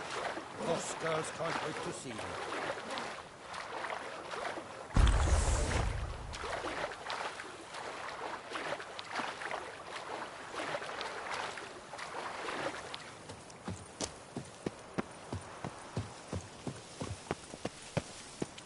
Master Witcher, here to hunt the beast?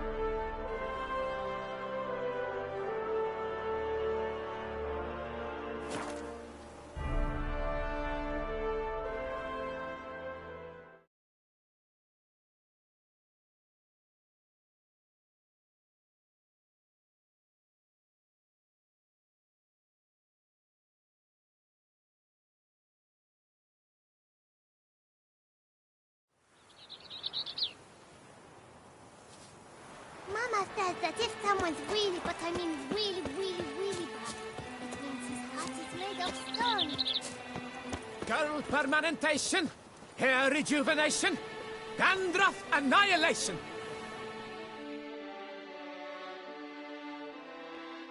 Welcome, my good sir. Need a bit of grooming.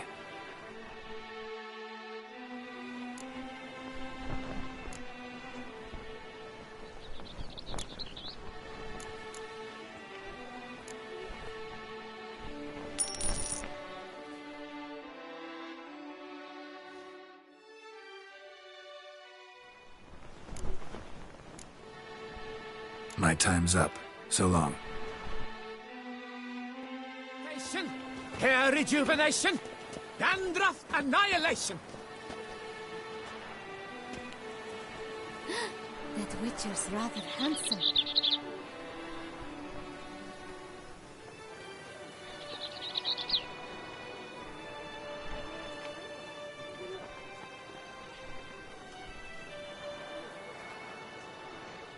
Girl permanentation, hair rejuvenation, dandruff annihilation.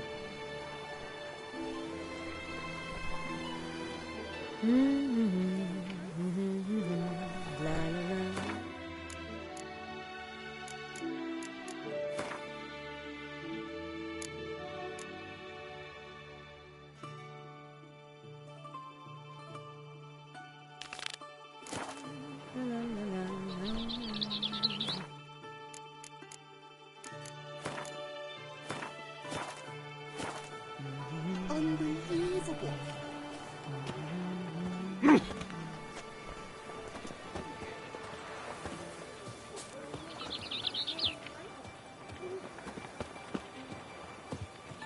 Breed and last tramp honor. Wisdom lies stripped of all that is noble. Meanness, lords, over generosity, and the valiant have shown themselves. Who do my eyes espy if not boors? Where have your journeys taken you last? Best cure for the beast, the Witcher.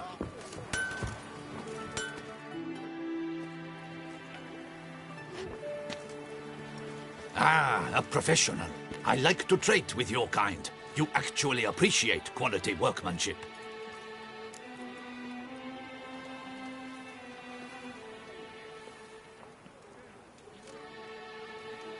What have you got there?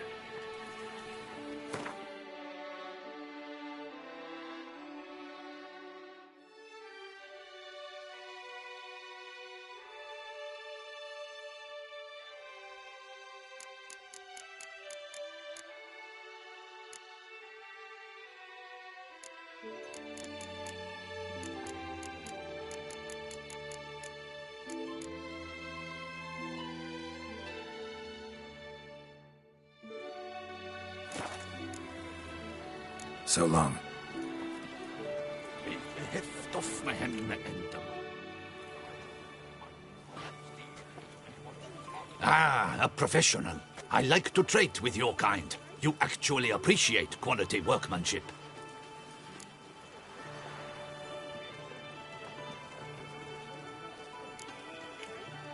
Like you to craft something for me, would you?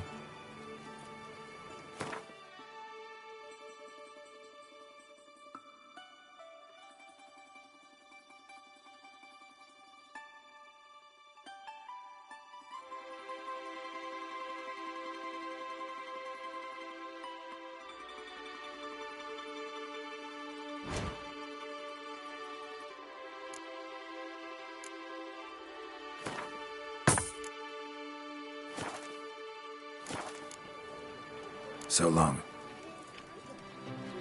Heft off my hand and the mighty cry.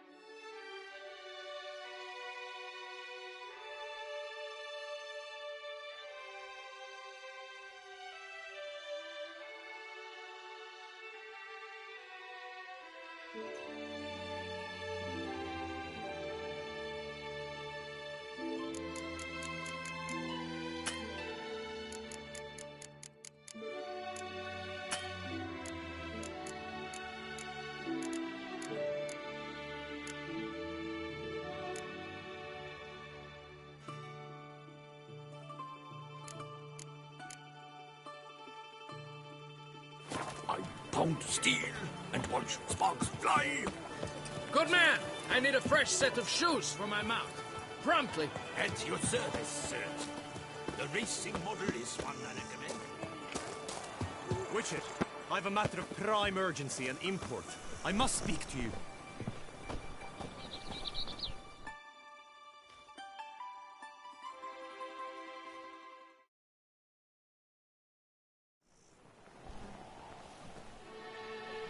Your wound. Feeling better? It's healing splendidly, though I am to avoid trouble for some time. To be frank, that is precisely why I wish to speak with you. Want me to stand in for you? Take on some trouble on your behalf? That could very well be the case. You see, there is a maiden, nay, a lady. I suspect someone's cast an ill spell upon her. A curse, perhaps.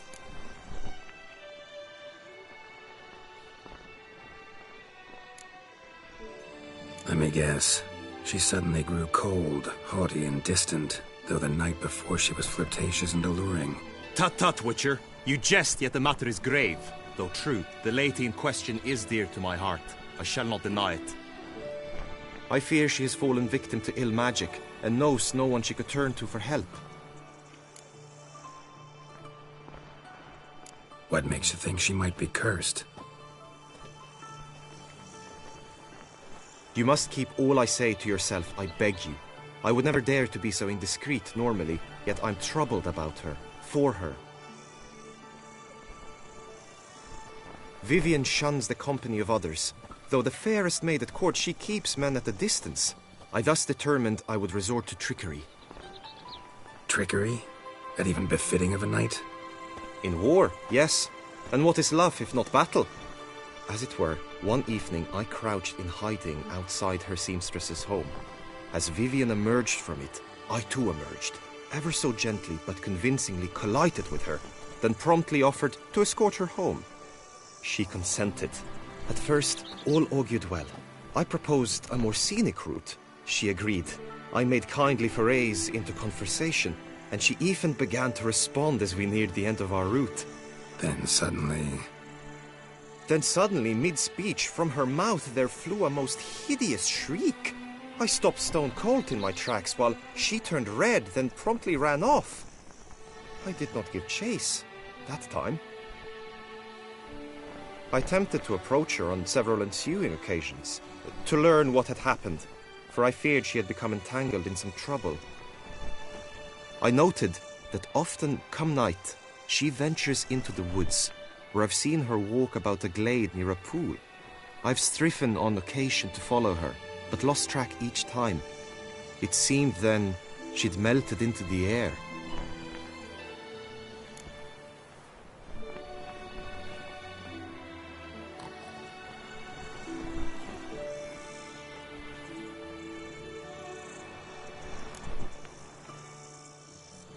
Notice any other strange behavior? Additional symptoms?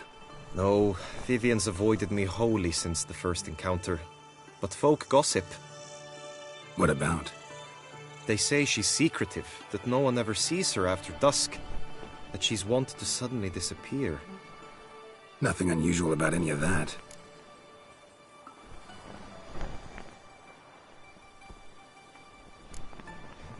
Sound you heard. She might have just had a sore throat. Had I thought it possible the sound was natural, I never would have taken up your precious time.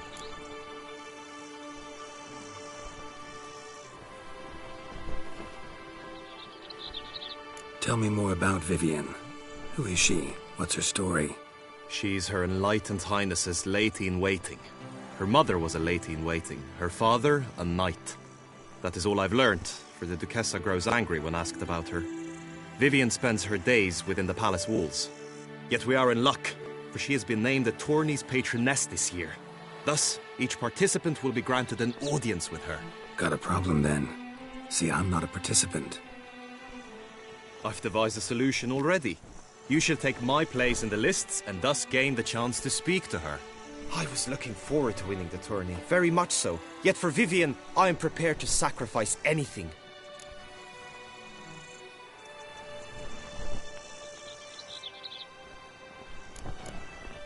This tourney, how's it work exactly?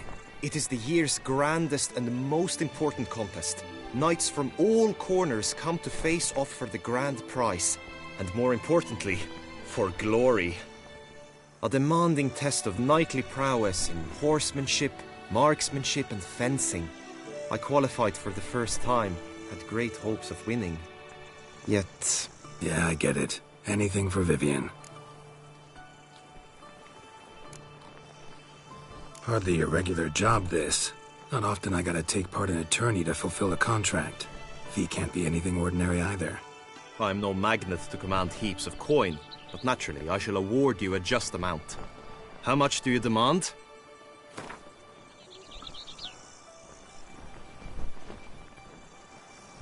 Agreed. That is an amount I can indeed muster.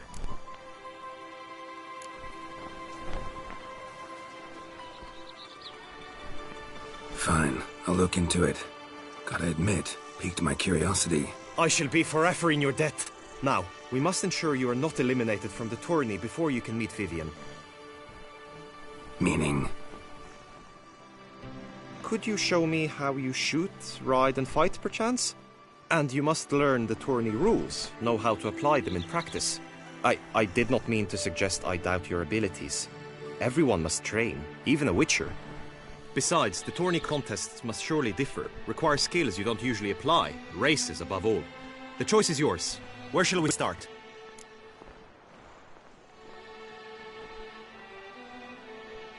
Marksmanship. Feel a need to do some shooting. Come with me. The marksmanship contest shall pit you against another for the best time and score. He who hits all his targets first wins. Hope my aim's as good as that Cupid's who shot you. Sometimes when you speak, I miss the meaning entirely.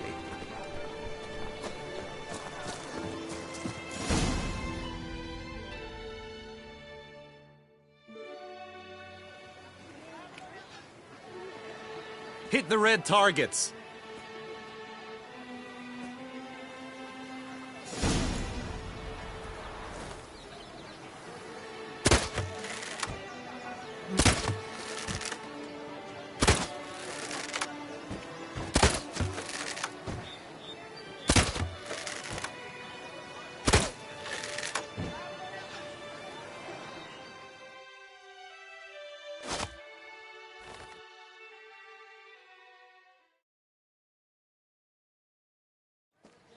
Once more?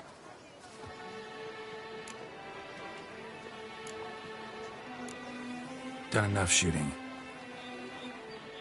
Where to now? If you wish to know my thoughts, were I you, I would train on the race course ahead of all else. Let's do some riding. Roach will like that. Excellent idea. Come with me. The tourney's race differs from others you might have taken part in. You shall not ride against any opponent. How's it a race at all, then? It's a race against time. The true track begins in the arena, runs round the tourney grounds, then finishes again in the arena. The training track, however, lies beyond the arena. We shall go there now. Polish my sword. But I did.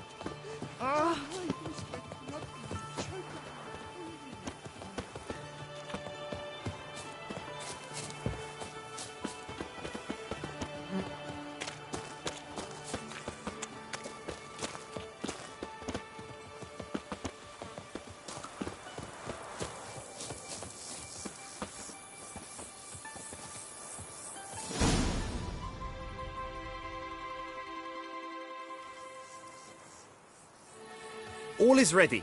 Now listen, for it can be quite a challenge. Along your route stand dummies and targets. The dummies you may cut with your blade. The targets you must hit from your crossbow. The time you have to complete the course shall increase each time you land a strike, be it with blade or bolt.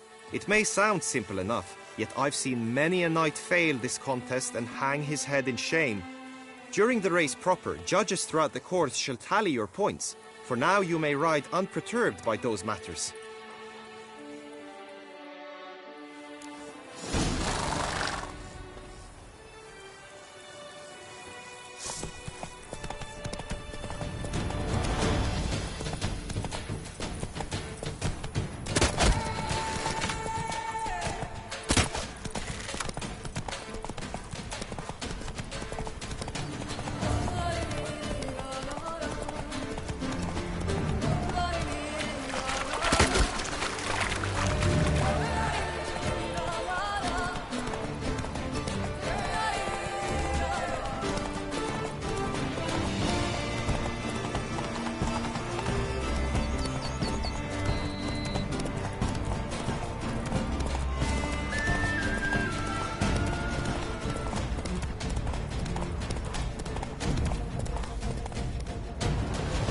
Slow now. Whoa.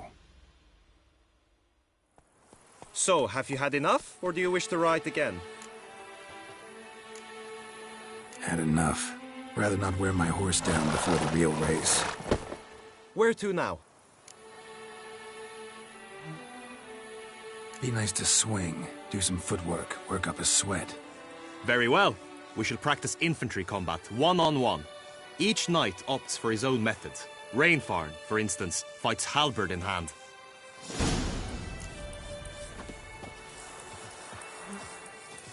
You will team with other knights to fight. The clash simulates a true skirmish during battle. Come the end, you shall fight a duel. It will determine your place on the podium. I always liked the duels the best, but now I can think only of my Vivian. In the end, it is good you will replace me. I sense I would simply be distracted this time.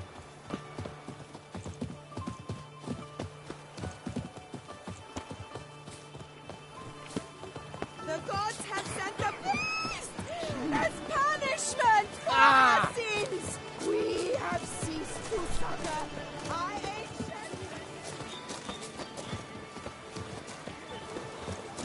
Take good care of yourself.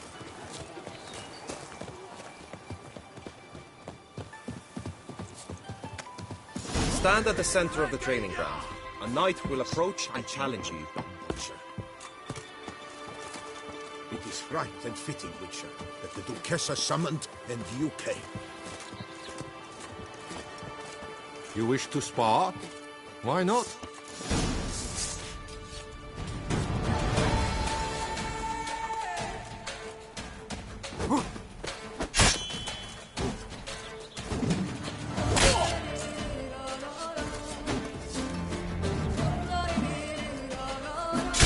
Lost your nerve?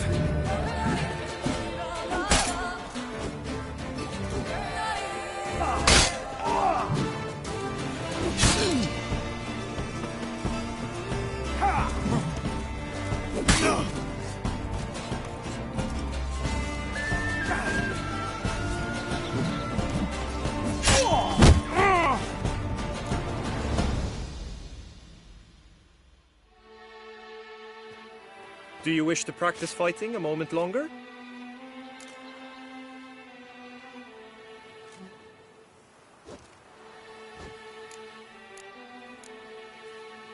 Think I've seen enough. Sorry to be blunt, but the simplest Witcher contract demands more skill than this kind of combat. Now you must go to the inscription tent. Honor and glory are all true and good, but your scrolls must be in order. Duchess is usually very kind, until suddenly she is very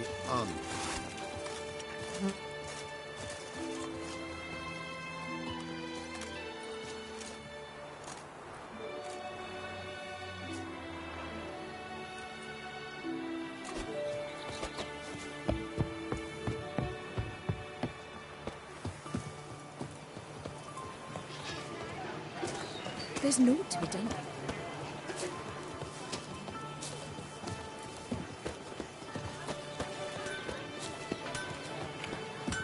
Oh! Witcher!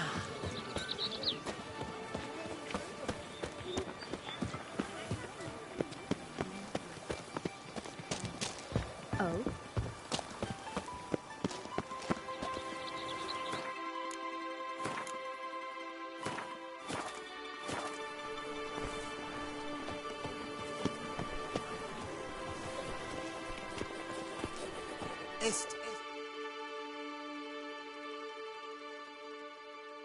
Greetings. Want to join the lists? Naturally. We must first see to formalities, however. At Guillaume's request, I have looked into your personal history in its heraldic aspects. Really? What did you come up with? My findings show you may take part as Geralt of Rivia. What a surprise. Or as the Honorable Ravix of Forhorn. It's not every year we have a combatant who can boast of 2 crests. Which do you prefer?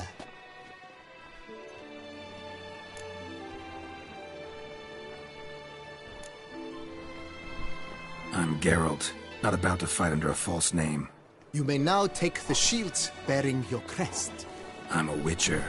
Shields aren't something witchers ever use in combat. Who mentioned using it in combat? Not I.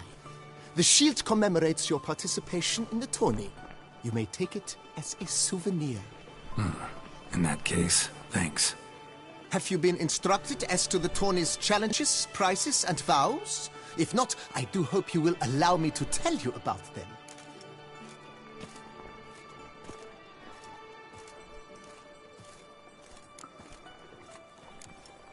You say something about vows? As is our custom, knights make vows to which they hold for the duration of the tourney. Each swears on something which to him represents his most cherished virtue.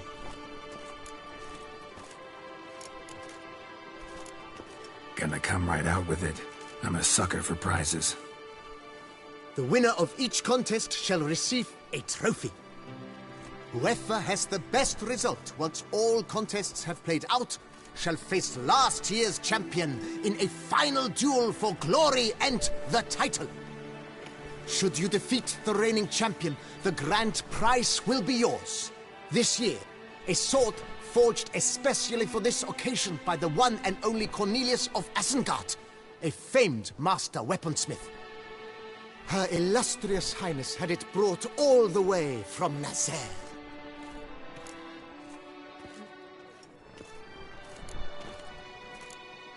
Guillaume told me a bit about the contests. Rather make sure I'm clear on them, though. An admirable thirst for knowledge. There are contests 3. A shooting range, where you will compete side by side with an opponent. A horse race, during which you will seek to complete the course within a specified time. Any targets hit with bolts or dummies felt with blade will increase the time you have. Finally, the group melee in the arena, crowned with a duel against last year's champion. As each contest ends, its results will be posted on the board outside my tent. This way all will be apprised of who leads at any given moment. Convenient.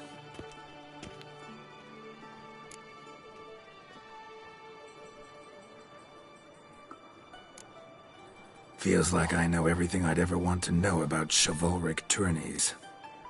Splendid. In that case, you must make your vow. Upon what would you like to swear it?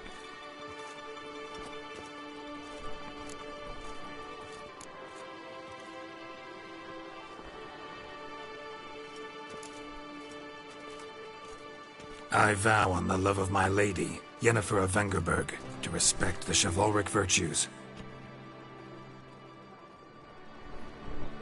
May the gods succor you in your endeavors to overcome. Sign here, please, then fill out these forms. That is all I need from you. Now, as arranged by Guillaume, you shall be fitted with appropriate armor for the tourney. Shiny. You have also been assigned a tent for the tourney's duration. It stands near the arena. Good luck.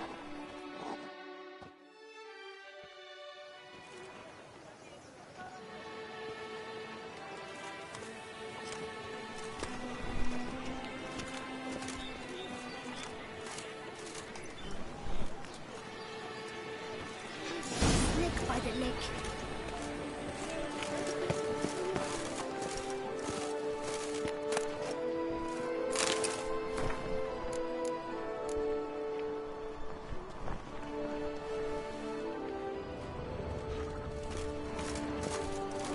No two ways about it.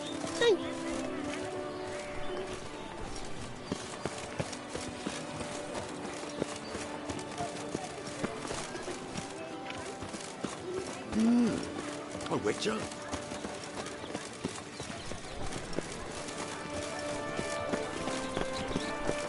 Right, Edrica clans, ducks nipples, get the wilder oats, spiral pig's ears, and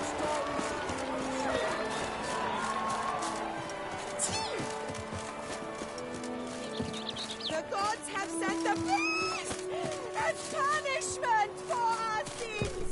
We have ceased to succor our ancient traditions. Beastly Baseless reigns where virtue once ruled! My brother gave me a sword. I named it Nigel. Agreed. And last, tramp on us. Wisdom lies stripped of all that is noble. Goodness, lords, over generosity, and the valiant have shown themselves cowards. Folks show no compassion. Cast the gods have no compassion for them.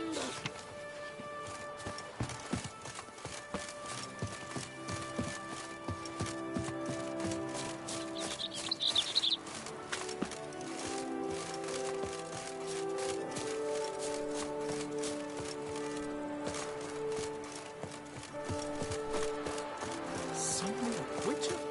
Was that truly necessary? And our knights with their chopped liver?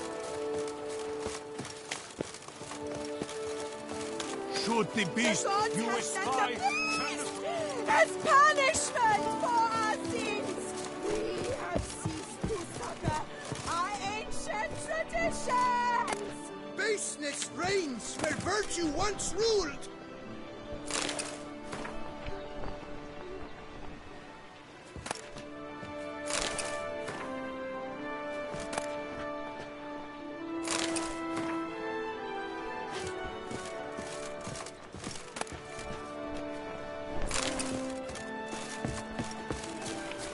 Come on, good folk, come quickly. I haven't enough for everyone.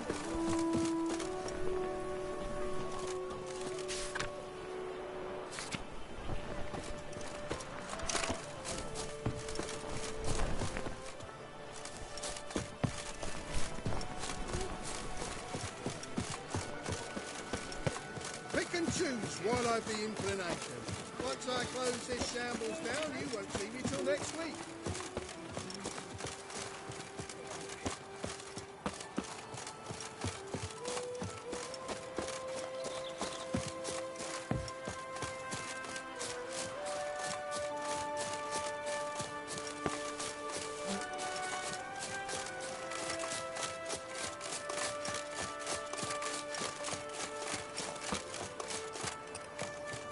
Your eyes!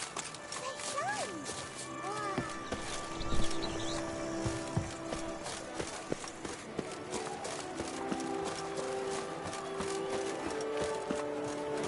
Ow!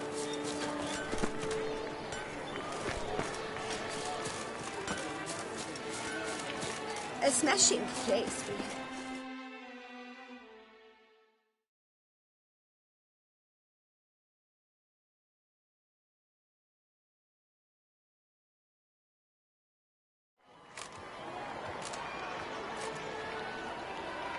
Geralt, well, I'll be... Have you decided to turn knight-errant? All jesting aside, here on a job. You in the 22? Am I? Ha! I shall square off against Rainfan of Atre. I saw him just moments ago, a nervous wreck, stuffing his nose with fish steak, no less, as if that would aid his determination. Guessing that's against the rules. But who's to tell the Nilfgaardian what to do? Listen, Geralt, I've a tip for you. The timing of your marksmanship duel is such that you shall have the sun in your eyes. Makes no difference to me either way. Nor will it give you any pleasure. Since, as it is, we must both wait, play me in a round of Gwent. Should you win, I shall swap with you. To me, a southerner, the sun is no hindrance.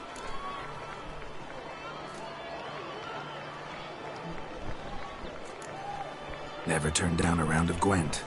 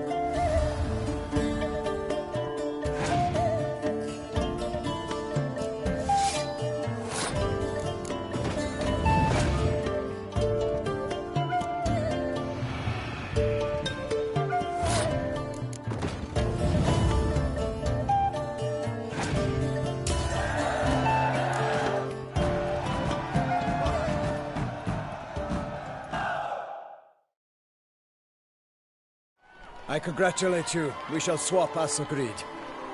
We've passed the time rather nicely. Lady Vivian should appear forthwith. I'm off to face my first challenge. Good luck.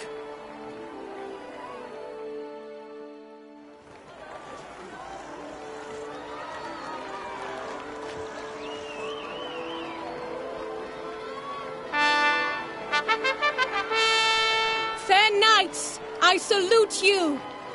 The honor and duty of tourney patron have fallen to me this year.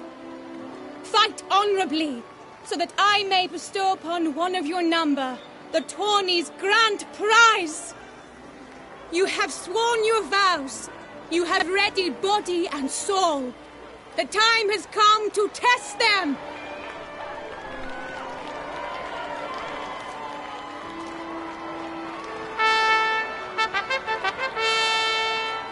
Behold Horm Akispark of the Mechtian royal line. His name's quite the mouthful, a true challenge to rhyme. His targets to be hit centrally and true are the ones in blue. Against him new blood, a knight unknown till now. Sir Geralt of Rivia, give us a bow. The targets he must with his quarrels thread are red. May the better man win.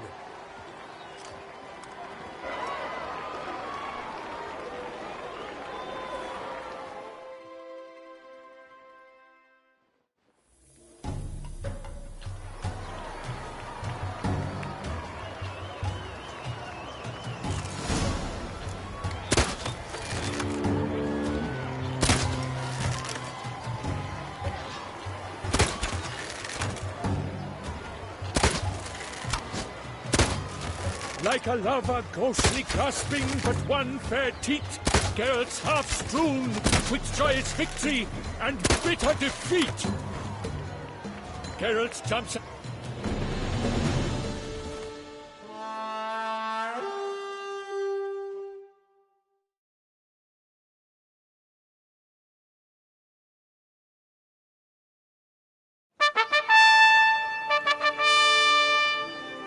Sir Geralt of Rivia has trounced his foe, pounded him soundly, immersed him in woe.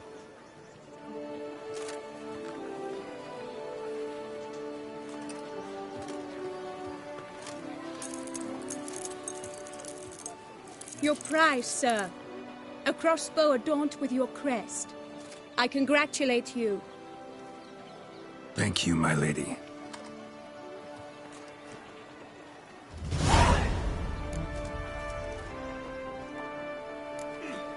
Would you tell me about the other prizes? Alas, I cannot devote more time to you than to the other combatants.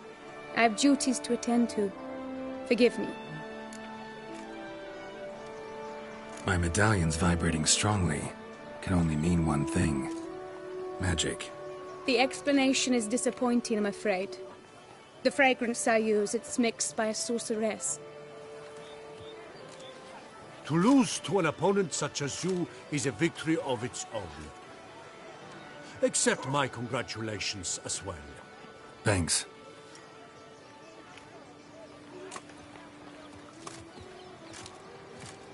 Good work! In the interim, I managed to determine which tent Lady Vivian occupies.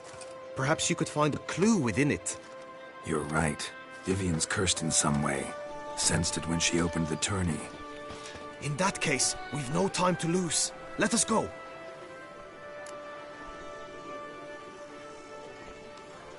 Yeah, let's go now.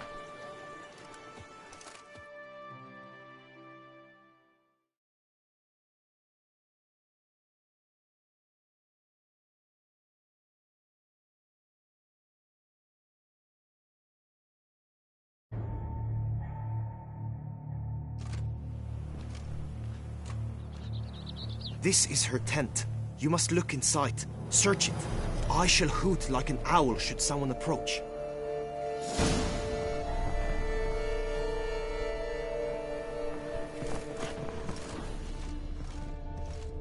Claw marks, that's clear.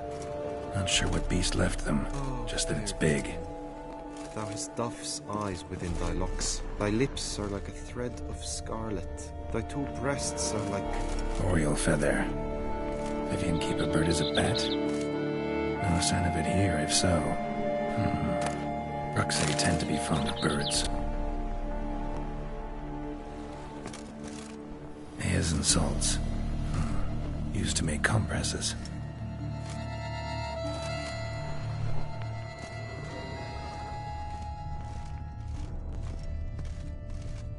Clothing's all dark green and yellow. Seems Yen's not the only one with a fixed color scheme.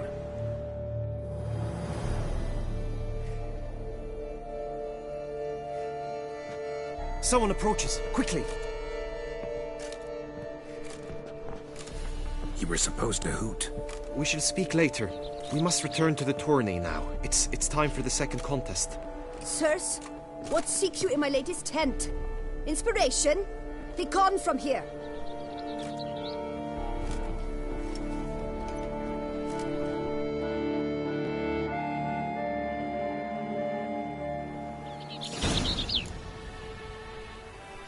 Why were you in there? Tourney business. Nothing of import.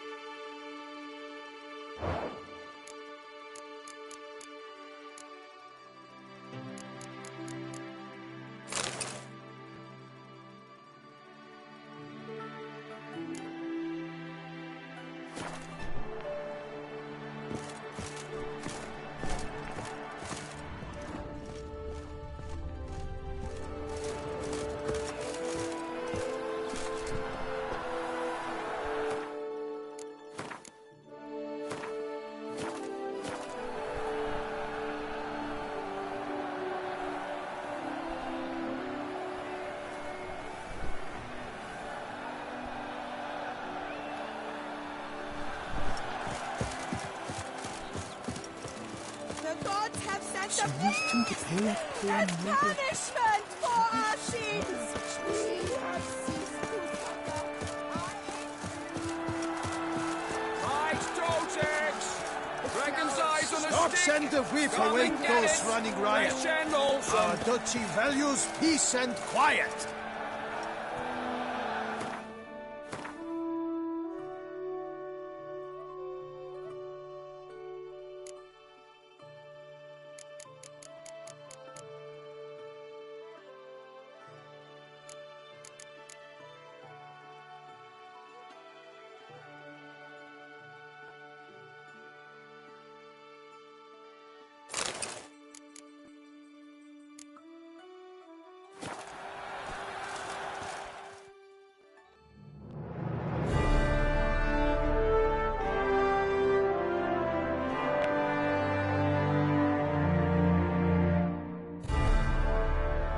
Behold, gallant knights and ladies decorous!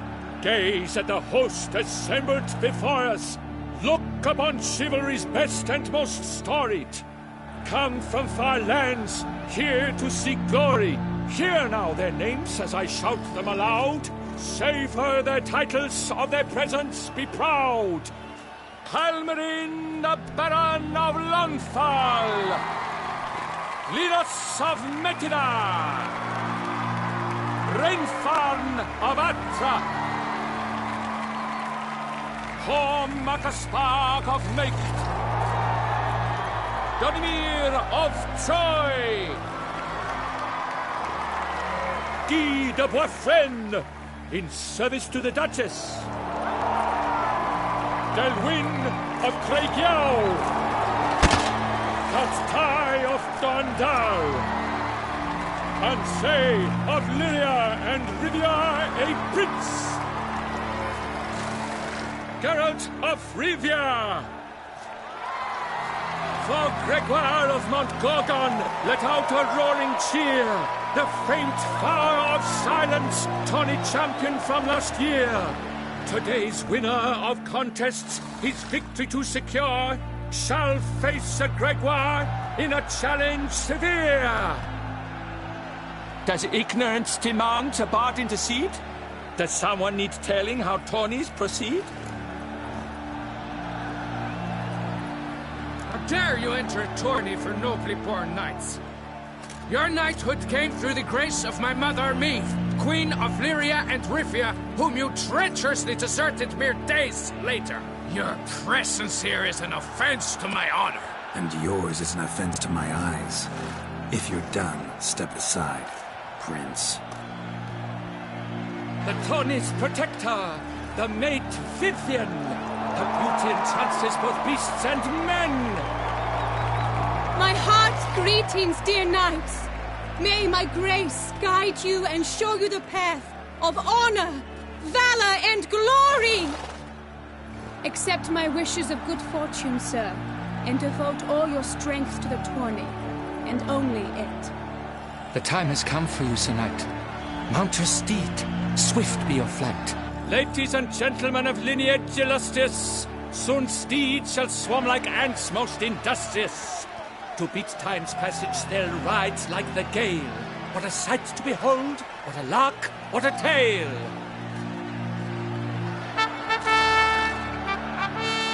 Before us Geralt from Rithia come, fast as the wind, bright as the sun.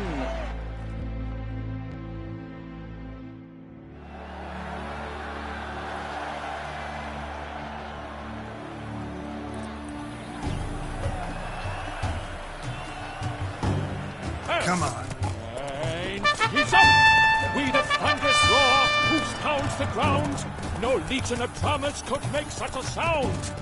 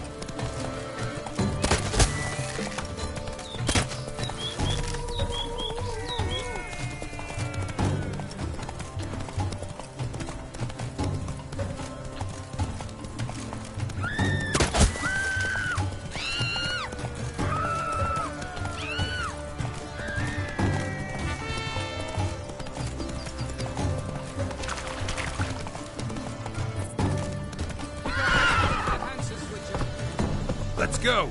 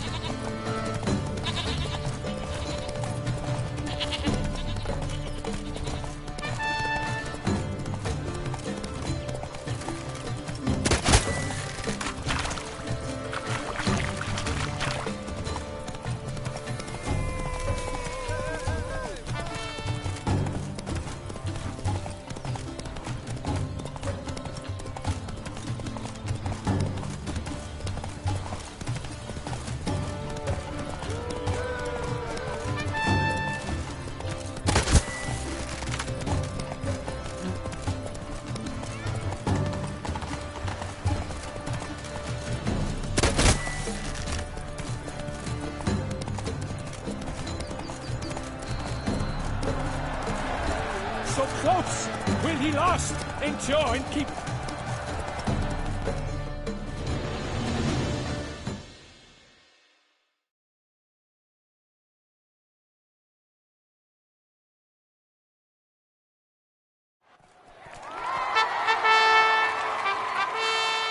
A race of such style, such grace, such speed.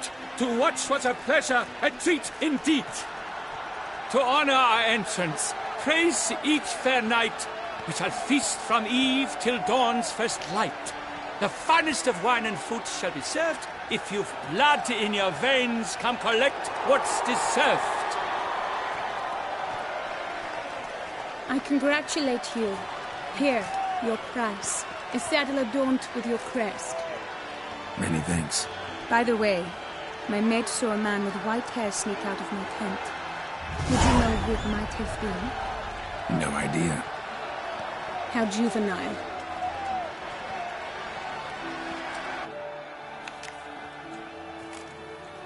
Congratulations on your win. In stellar style, no less. Ah, I no longer regret I was not able to participate. Almost.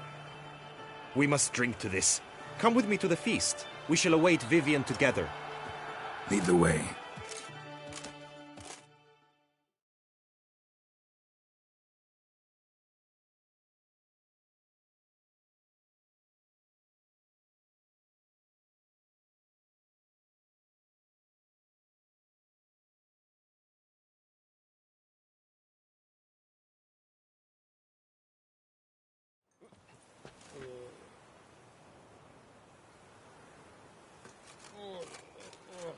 So, any thoughts on Vivian? Her beauty's striking.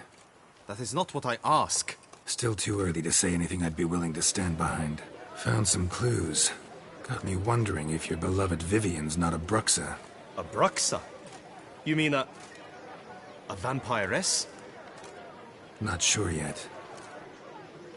We've still some time before Vivian arrives. Let us drink.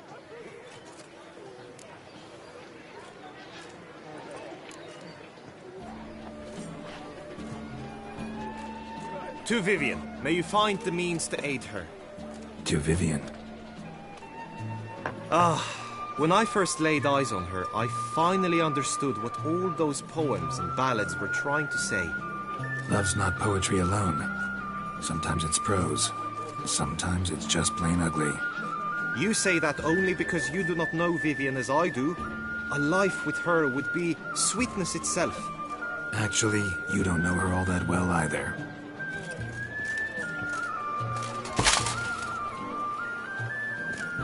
Your presence at this tourney is an affront to my honor. I demand satisfaction.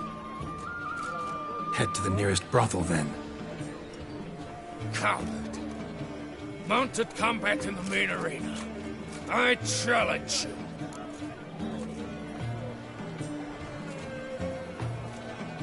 Since you insist, I'm all yours.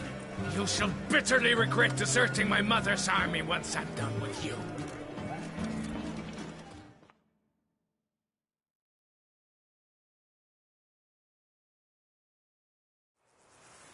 May the blood I will spill wash away the stain of your cowardice! Let's get this over with. Quick. 3, 2, 1!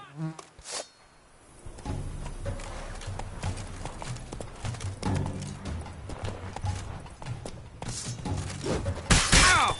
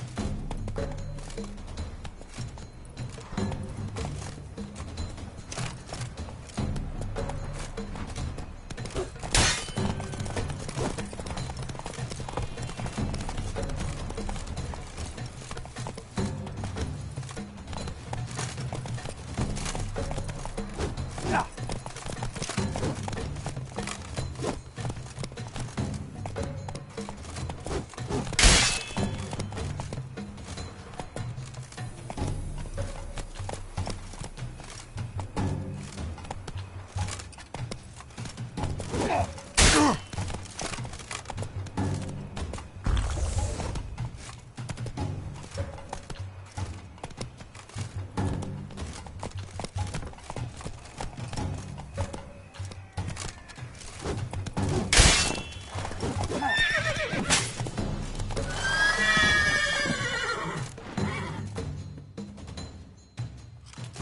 gods have seen fit to punish you for your cowardice. Yada yada, you won, whatever. Now let me explain something. Had to abandon your mother's camp back then because someone else needed my help, badly. Couldn't refuse them. Didn't want to, in fact. You mean to say you had a secret mission, set off to accomplish it, having vowed to tell no one of its nature, until you did? Something like that, minus the vow. And, I'd still rather not divulge the nature of my secret mission. Can you accept that as justification? In agreeing to duel, you proved yourself a true knight. Thus, I accept your word as that of a man of honor. Glad to hear it. Now I got work to do.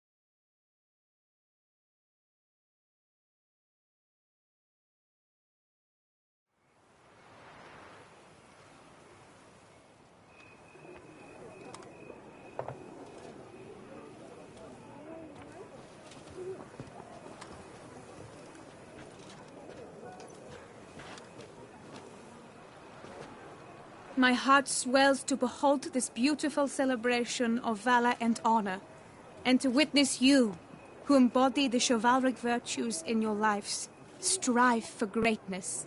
Yet, after a time of combat must come a time of peace and respite. Thus, I invite all who fought in the tourney to this feast held in your, and none other's, honor. And should any among you crave solitude, private tents await you nearby. The group melee shall take place on the morrow. Glory shall be within grasp for each and every one of you. The best among you shall have the honor to face our reigning champion, the famed Gregoire de Gourgon, victor of last year's tourney. Celebrate, make merry, revel as you will, yet be mindful of the trial that awaits you tomorrow.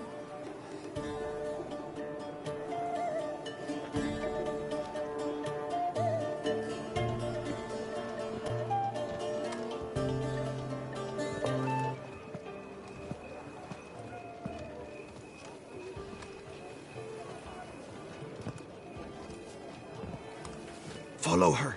We shall meet in your tent before your last contest. You must help her.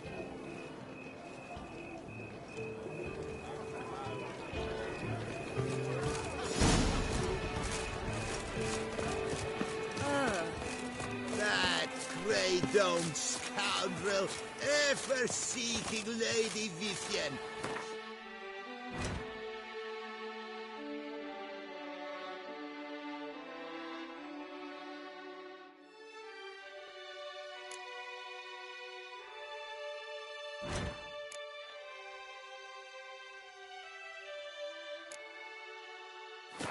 I'm the maniac!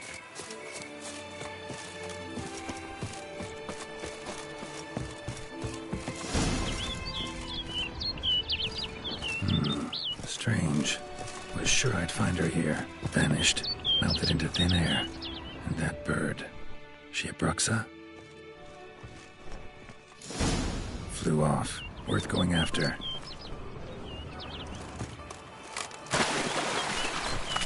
Looks like the bird's leading me somewhere.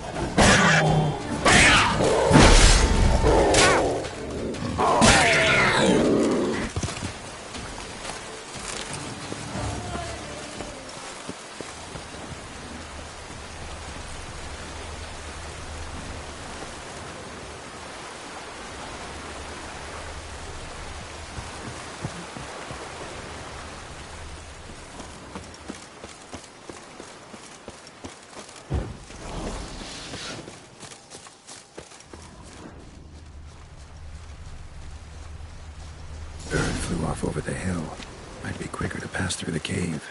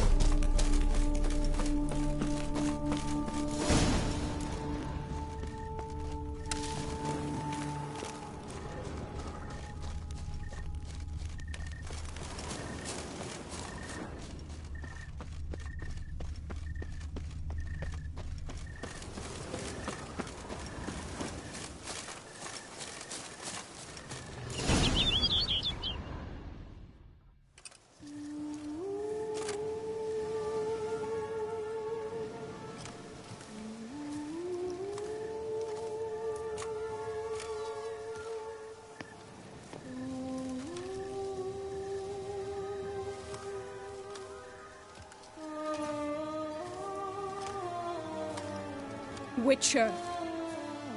Lady Vivian? Counted on me getting lost. I did. I thought you no different from the knights. Good at tourneys, hopeless in the face of true danger. I was mistaken. So you're not actually a Bruxa? A what? Suspicion I had, that you might be a vampire. Certain details seemed to confirm it. Then I changed my mind. Anyway, unimportant. Hear you come to this clearing often. This is where it all began. And as I was not able to evade you, save myself from you, then I want it done here. In this very spot. With no witnesses. Want what done? While you are a witcher. You were hired to kill me, were you not? Then do so, now. And do it quickly, I beg you. I shan't resist. Witchers only hunt monsters. And even then, not all. You're no monster. Then what am I to your eyes?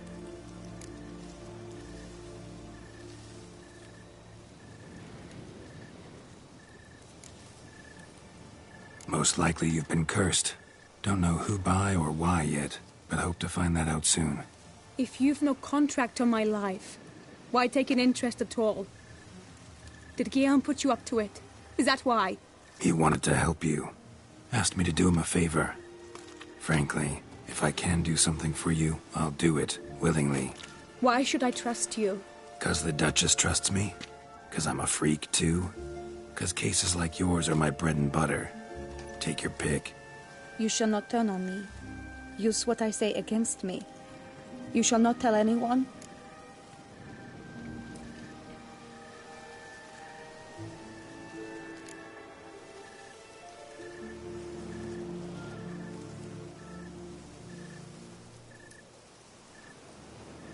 I will be discreet.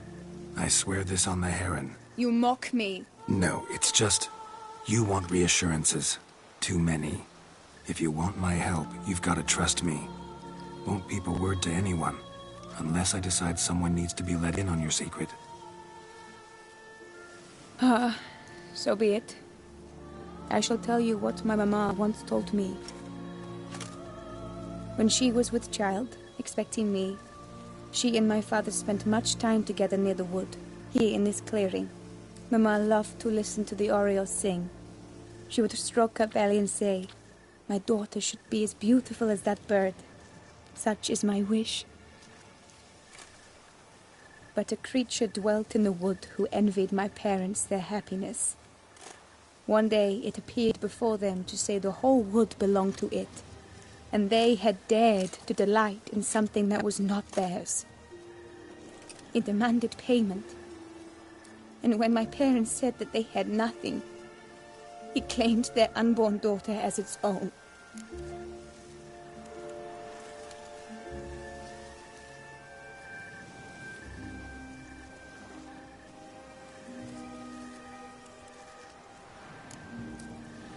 Parents ever describe the creature? They called it a nymph born of the deep woods, with no mother or father. But I was too young, too distraught by the curse's onset to ask after details.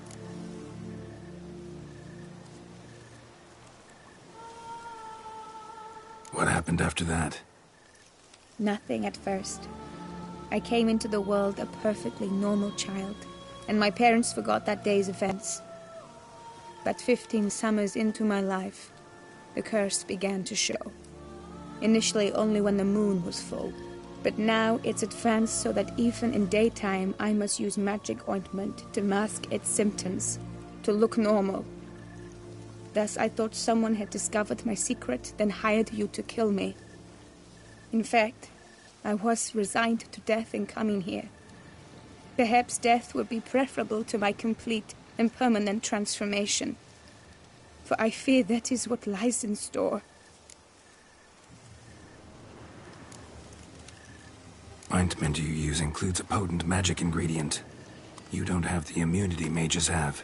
Use heavy doses, or normal doses too long, and it could be dangerous to you. I sensed this. The very reason I knew I would have to give it up in the end, and bid my human form a final farewell.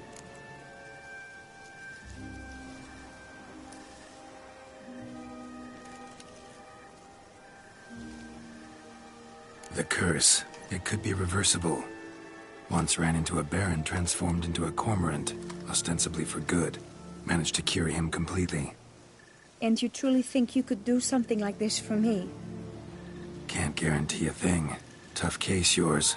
You were cursed before birth. That alone complicates things. Also, you claim the curse is increasing its hold. Symptoms are progressing.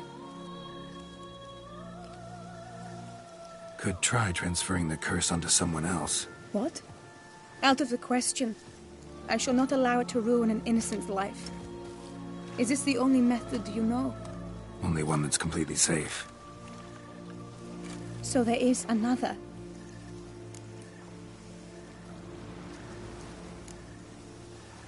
Pretty quick to reject help. Why is that? The curse once transferred would probably have a weaker hold on the new host. Lots weaker. I do not even wish to hear of it.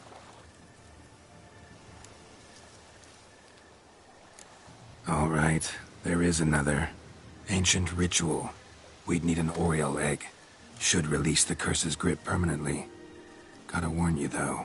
Could have serious consequences. Consequences? What kind? Curse was cast before you came into this world. Ritual involved transferring it to an as-yet unhatched chick. You'd be free. Thing is, you could be left with the average lifespan of an Oriole. 7 years. I understand. Alas, every rose has its thorn, and there are no happy endings. Yet truth be told, I never thought I would get one. I came here prepared to die, yet you wish to give me 7 years of life. Real life, free life. This is no dilemma. I agree, wholeheartedly. I see why. I understand. Don't have to decide just yet. Think it through. I will. They must miss me at the tourney grounds by now. Shall we return?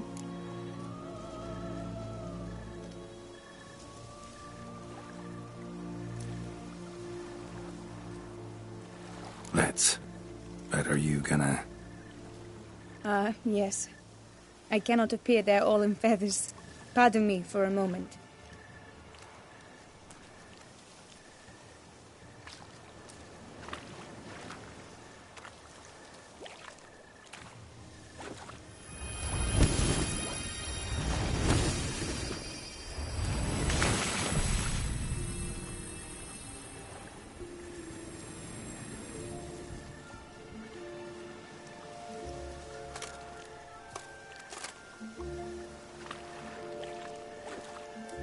You can change at will? No, but I discovered the water of this pool helps. Its effects are brief, but I can always be sure of them. Interesting.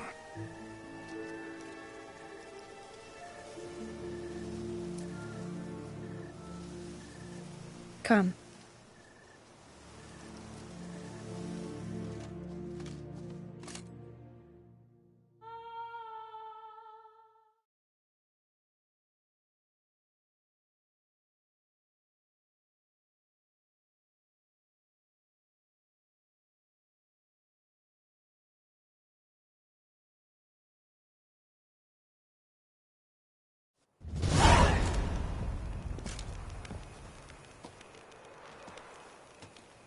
Did you learn anything? Yeah. Then speak, man. Can you not see I'm out of my mind with worry? What ails her? She asked me not to talk about it. But I want only the best for her. Perhaps I shall be able to help, or, I don't know, console her at the least.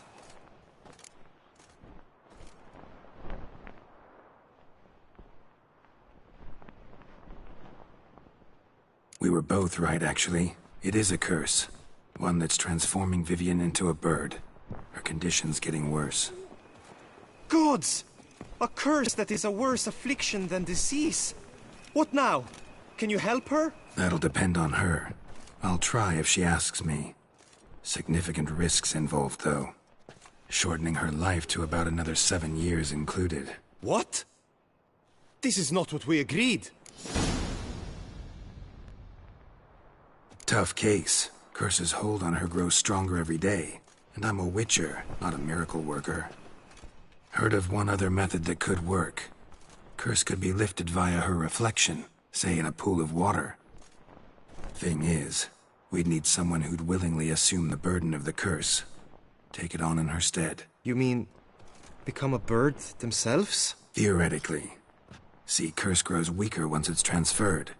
Might end up as just an appetite for seeds and worms. All outcomes are on the table, though. Death included. I am prepared to sacrifice. Give my life for her. Just as King Fridank's knight did for the beautiful Queen Sero. Knew that already. But are you prepared to swallow bugs for the rest of your life? Yes. Which method do you believe to be best for Vivian? Don't know yet. But you have some notion, have you not? Do not tell me you seriously consider drastically shortening her life when I stand prepared to shoulder the burden. Method using a pool of water's better. Poses no threat to Vivian. Naturally. You must know you can count on me. I shall bear it all. But Vivian, I fear she might be too proud to agree to such a thing. I'll meet her after the last contest. Talk to her. She could agree. I'm counting on you, Witcher. And I'm content we finally know something. What now? We know all, so you need not see the tourney through. You could withdraw. True, I shall get an earful from the Herald should you fail to show for the last contest. But it's nothing I can't handle. So, what will it be?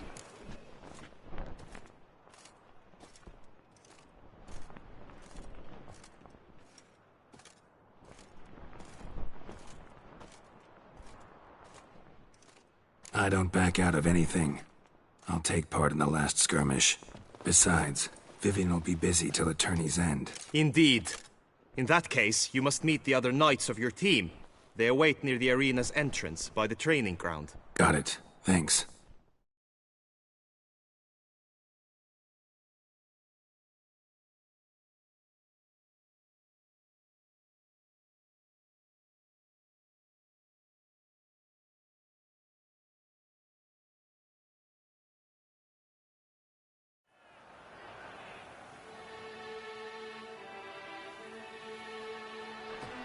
I know now the two teams' rosters. I shall be captain of ours. That means you shall do as I say for the duration of the fight. Is this clear? Palmer and Alonso will lead the opposing team. With this skirmish, we commemorate the Battle of Fox Hollow of 1218, when a Hans of Southern outlaws led by Haller the Brown attacked Tucson only to be driven off by brave knights, thus setting a precedent. Since that day, knights errant have guarded the duchy's borders. Palmerin drew the short straw, so his team shall play the barbarian Haller's men. Any questions? None. I doubt you will do us any good. You know nothing of knightly combat as a witcher. Try at least to stay out of our way. It is time, gentlemen. Take your weapons and proceed to the arena.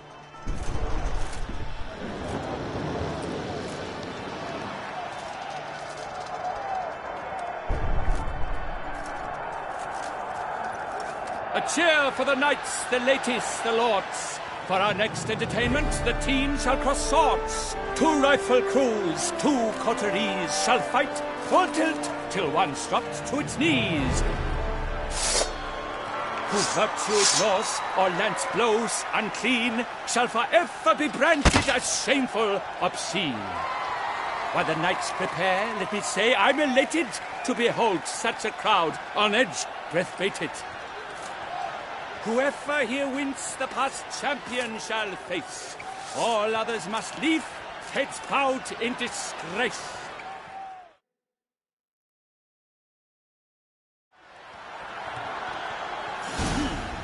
Let us begin! Kraut, Rissaruckus!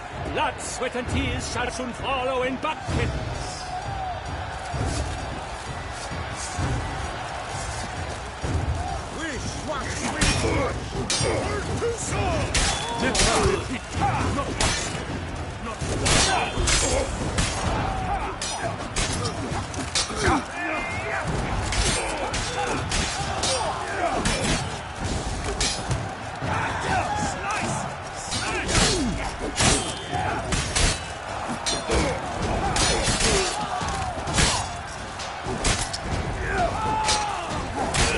Come on!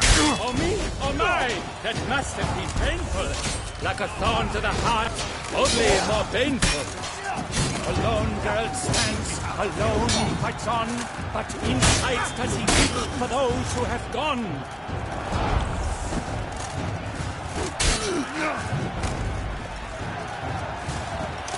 You shall perish, evil tool!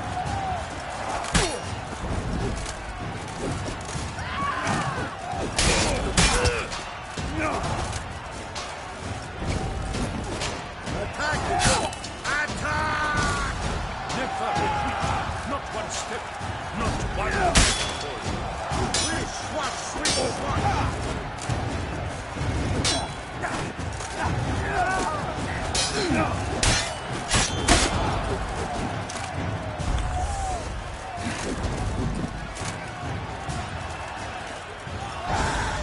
You shall perish, evil tool!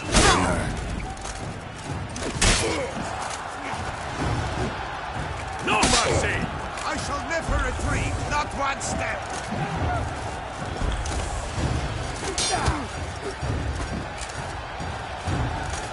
The lust is evil. Beat it out of you.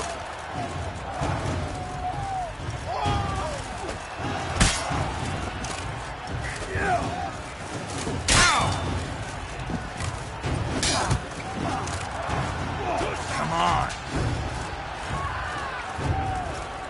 Attack! Attack! Never retreat. Not one step. Not one footfall.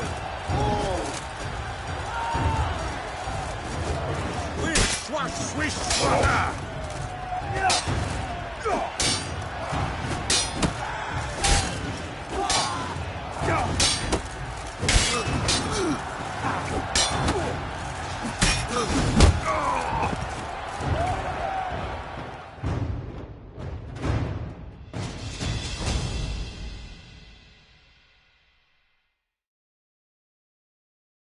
The world's never seen a fight quite so glorious. For showing such verve, each knight was victorious.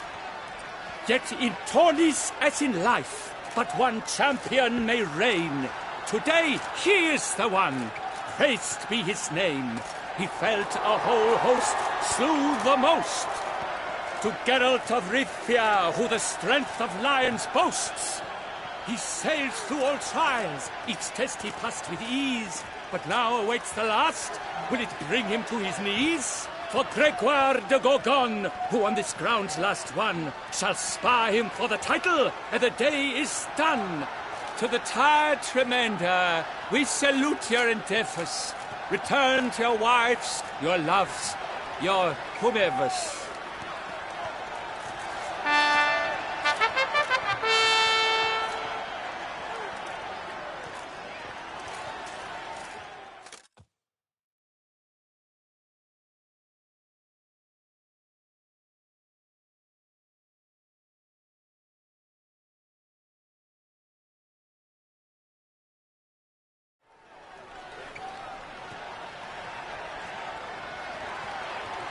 It is time.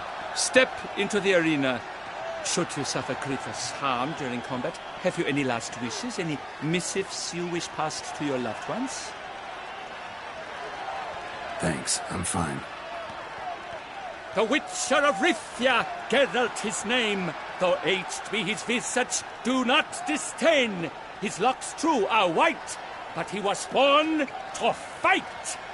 Now entering the grounds, a titan of infamy, Gregoire de Gorgon, victor of Las's tourney.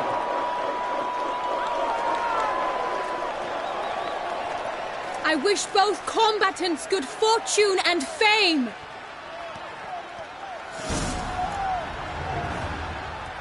Pacing the grounds, the titans on stairs, ferocious and spry as wolves hunting hares. Mesdames et messieurs, our victor, our champion, the unequaled, silence, Gregoire de Gorgon! Hip, hip, hooray! Hooray! And a few words from our sponsor, for strong bones and teeth, drink Tufo, a wine for your teeth, a wine for your soul.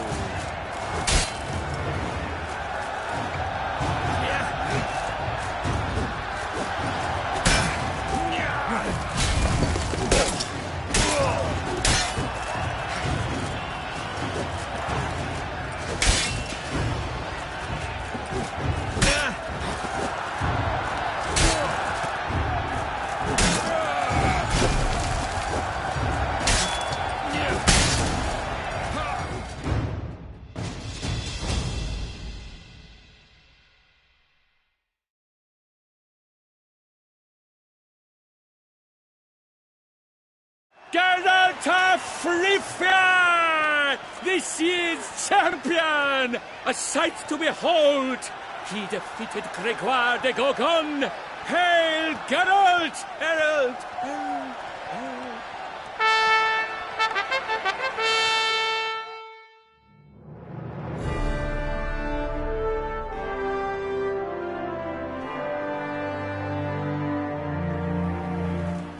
As patron of this grand tourney, I've the honor to decorate our grand champion. His vow he made upon his love for his heart's captor, and it was doubtless this vow that carried him to this splendid victory. He showed great courage, great strength, great composure. He fought nobly with honor, and thus rightfully deserves the title of this year's Champion of the Arena! To talk to you. Not now. We shall meet later in my tent. I've duties to attend to, as do you. Folk regard you. The least you should do is wave.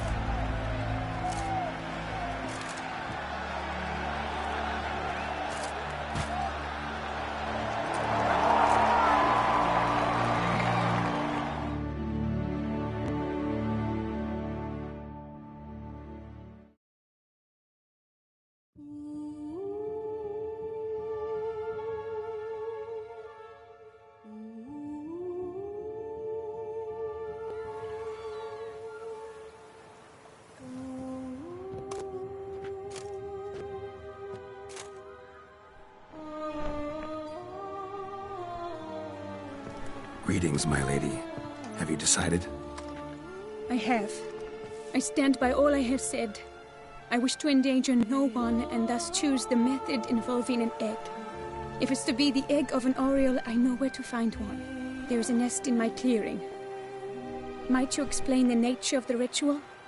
Its exact course? Sure. Want to tell you something, though. Think we should try the alternate method first. I was clear. It is out of the question. Let me finish. Second method's less than reliable. To put it simply, might work, might not. But it will. I shall save you, O lovely Vivian. Why are you here, sir?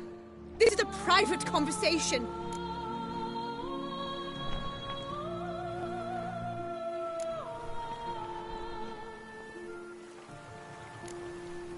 He's not your foe. Got good intentions.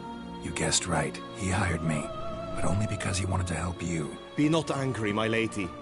You no longer bear this burden alone. I know all.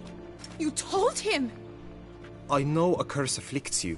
A curse which grows more severe by the day. I understand how you feel. My aunt, Countess de Lawnful, once contracted a strange illness which ate away at her from the inside. She grew weaker by the day, the light fading from her eyes. I remember her saying the worst was not the pain, but losing mastery of her own body. She was so helpless. I fear you feel the same. The Witcher knows a way to lift the curse from you and let it rest on me. I wish to do this, to take it from you, Vivian. Why?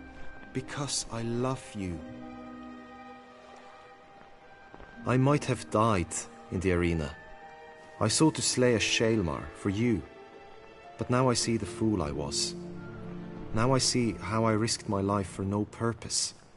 Yet, with this, I can truly do something for you. I do not wish to inflict this horror on anyone.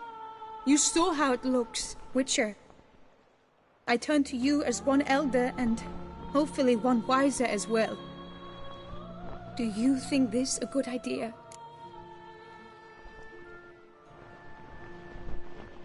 Worth a try, as I see it. Original curse fell on an unborn child. Doubt it'll take hold as strongly when transferred to a full-grown man. You've now heard the expert opinion. Let us do this together, Vivian. Very well. I was prepared to die. Thus I am also prepared to attempt something mad. Now we must go to my pool in the woods, yes? Everything's agreed, so no point wasting any more time. Let's go.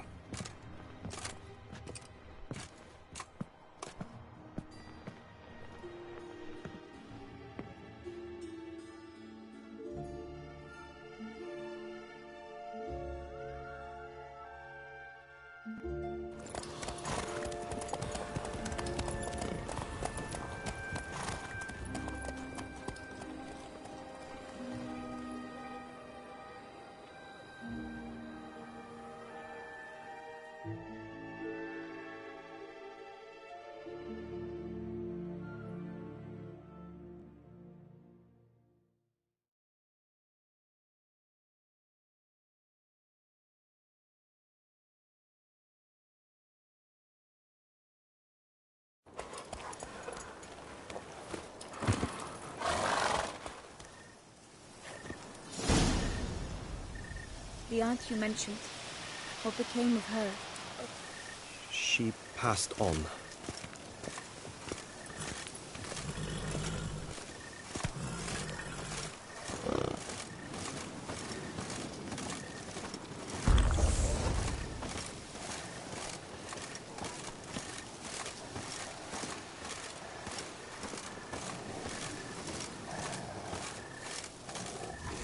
Die, beast!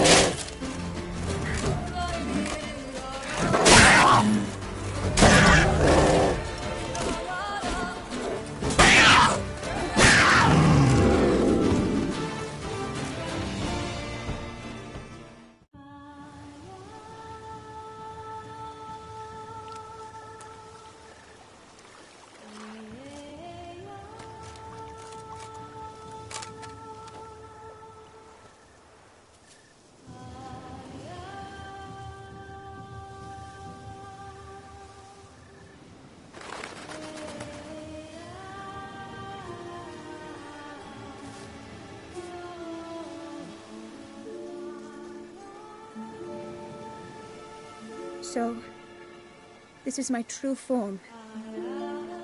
It is not too late. You may still change your mind. It will bring no shame. My mind is made up. My resolve is firm. If you can handle it, so will I.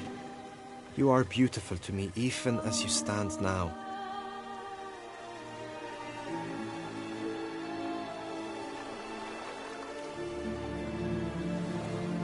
Oh, that's clearly rubbish.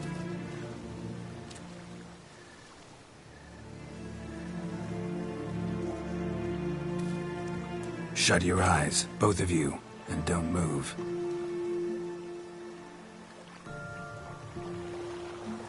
Guillaume, Yes, my love? if you become as I am now, I wish you to know I shall not leave you.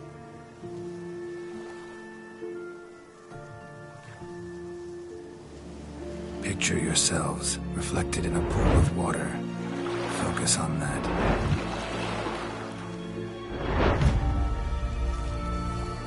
Now, open your eyes.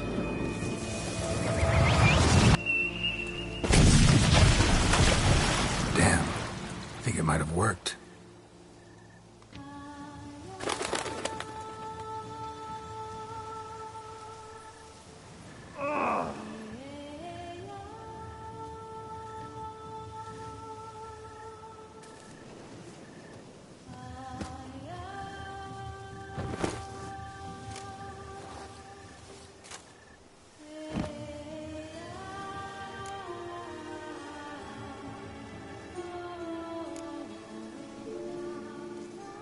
Honestly didn't think this'd work. Doubted anything would happen. Read about this ritual in grimoires. Descriptions all seemed dramatic, embellished. All stipulated a condition that seemed improbable. What condition was this? A real bond between those involved. True love.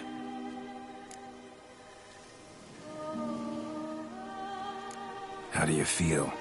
In general, you feel it change, Guillaume? I was struck hard, as if by a battering ram, but now I feel not at all different. Apart from a slight itch on my skin. Are you certain it worked? Yes, something happened, definitely. Must be an intersection beneath this pond. Powerful magic at work here. Look at Vivian.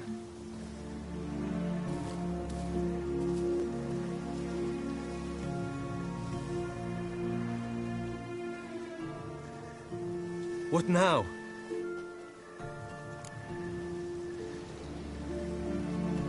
Now? Now you get to live together. Happily ever after. Still, watch yourselves carefully. Notice any troubling symptoms, find me. Naturally. I thank you, Geralt. Oh, and your payment. At last!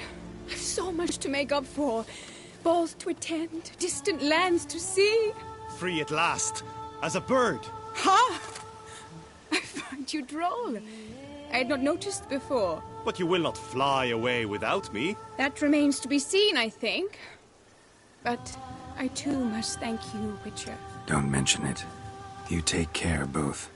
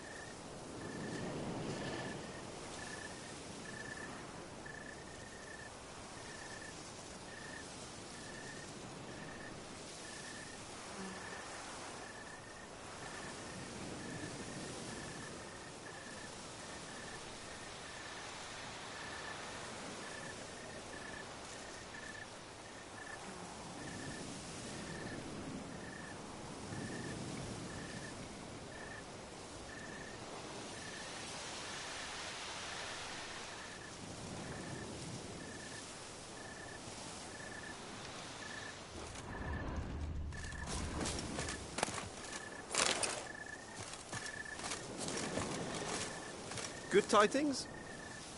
Greetings, Witcher.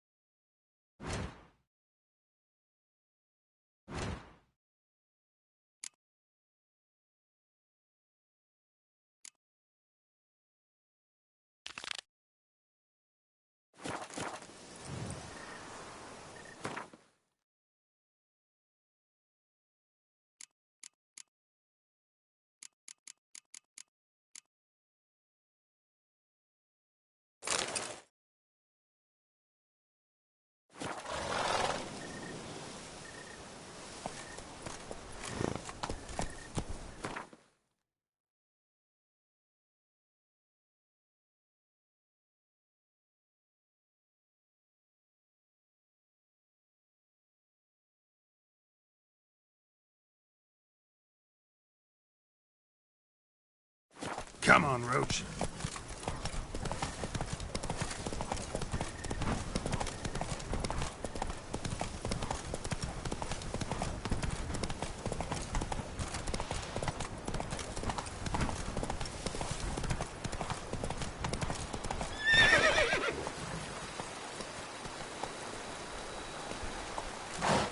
Hey-ya!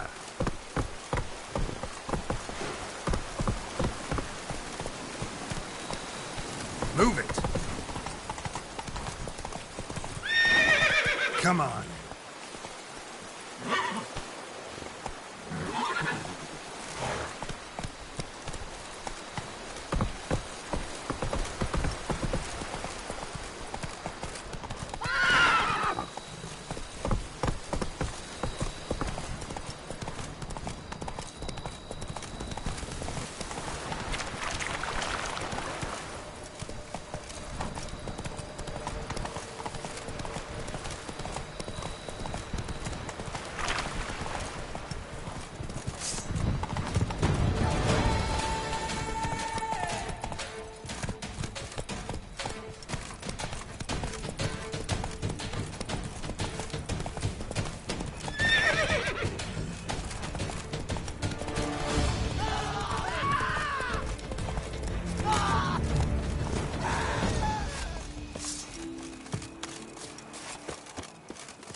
How am I to enjoy an evening of fun with my jewels all pinched and potted?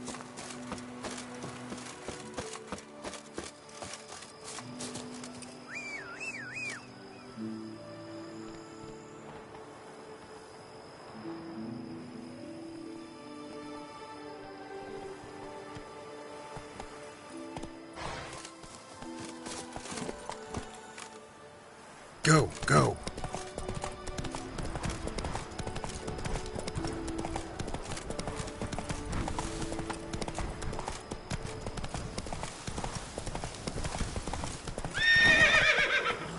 Hey-ya!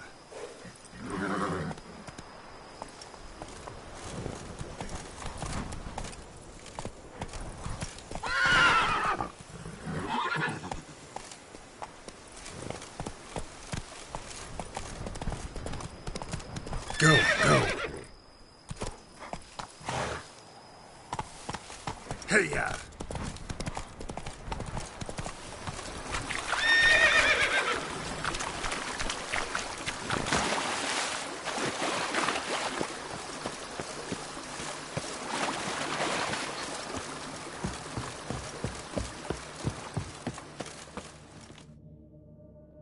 Welcome home, sir. I am Barnabas Basil Fawlty. By order of the Duchess, I shall serve you as Major Domo of Corvo Bianco. I previously served with distinction at the Nibli family manor and in Nazaire with Admiral Rompali, who, as you are certain to know, is an extraordinary demanding gentleman. Whoa, Barnabas Basil. One thing you ought to know. I'm not your typical landed gentleman. Truth be told, this is the first real property I've ever owned. Oh, in that case, you must leave it all to me. I shall organize, see to everything, and whip the house into order. I dare say this place will soon be the most prosperous vineyard around. Great. Can already see I'm in good hands.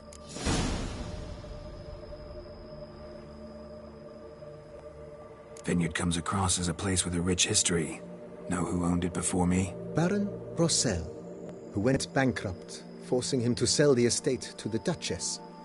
The Baron, in turn, had purchased it from Monsieur Bolius of the Headsman, a truly colorful man of Ketweni origin. He was actually a headsman? No, not him, but his great-great-great-great-grandfather. Indeed. Apparently, he was a common cut-purse who somehow secured for himself the post of ducal headsman in Beauclair. Went about his work with an exceptional penchant. They say he chopped off more heads than there are grapevines in the ducal vineyards. He never hesitated, not once. Never sliced unevenly, never botched a job. For his exemplary service, the Duke granted him a title and this estate. Monsieur Bolius, on the other hand, was an engineer in his younger years. Once retired, he settled here and took to producing wine. Sadly, misfortune struck, and he lost his sense first of smell, then of taste. Additionally, he could not drink alcohol. His medic forbade it. Shame that. He gave up making wine? Not at all. He made even more of it. Began throwing wild balls to which he'd invite friends from far and wide in order to treat them to his wine and delight in the fact that at least someone could enjoy it. It's the sort of man he was, Monsieur Bolius.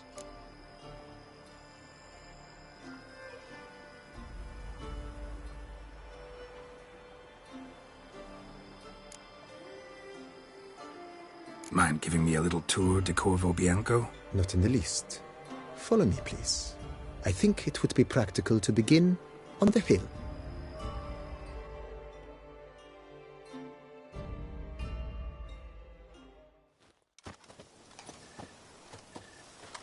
Behold, sir, your estate in all its splendor. Pretty vast. Indeed. And now, sir, allow me to show you a handful of interesting details. Follow me, please. Been a major domo all your life? Yes, I come from a long line of major domos. My father was a major domo, as was my grandfather before him, as was my great-aunt. In fact, she was the one to start the tradition. Great-aunt? A hard woman. It is said that already as a child, she knew where she was going and went there. When she arrived in Beauclair, she signed on as a chambermaid at one of the vineyards, then slowly worked her way up to major domo. She dragged the rest of the family up the same path.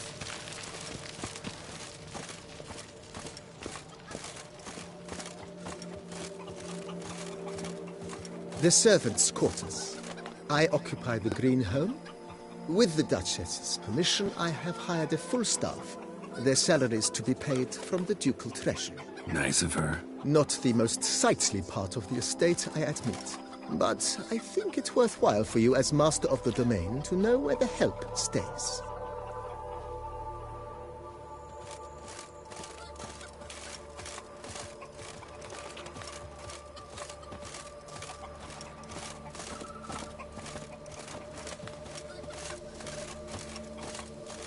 Baron Rossel ordered the vines in this part of the estate uprooted and olive groves planted in their place.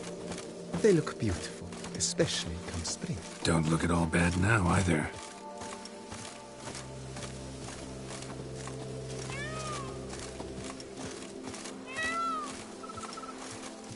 Down below lies your vineyard, where we grow a strain of Carfanere, one of the world's oldest. Aged in oak barrels, it provides for an exquisite wine with distinct blackberry, wild cherry, plum, and cinnamon notes. Marvelous. Have to try it one of these days.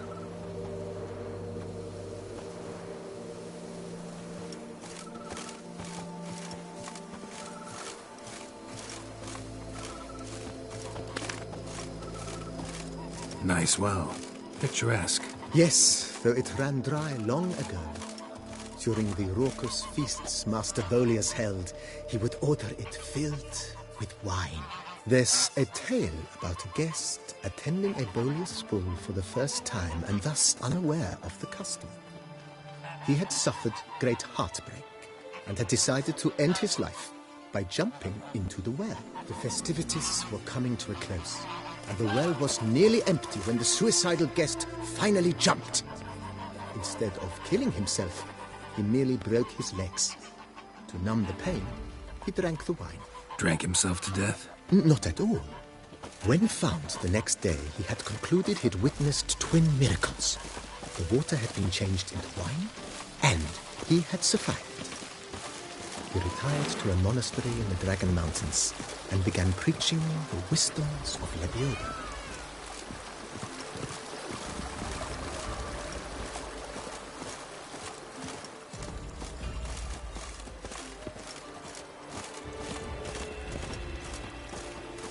Monsieur Bolius, his wife Nina, kept a garden here.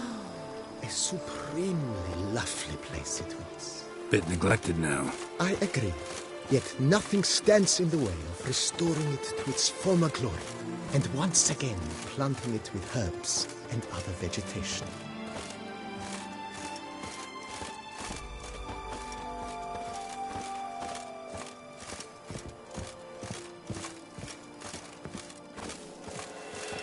Madame Nina planted diminutive, delicate flowers and herbs here. One might say their aroma still hangs in the air. You're quite the romantic, Barnabas Basil.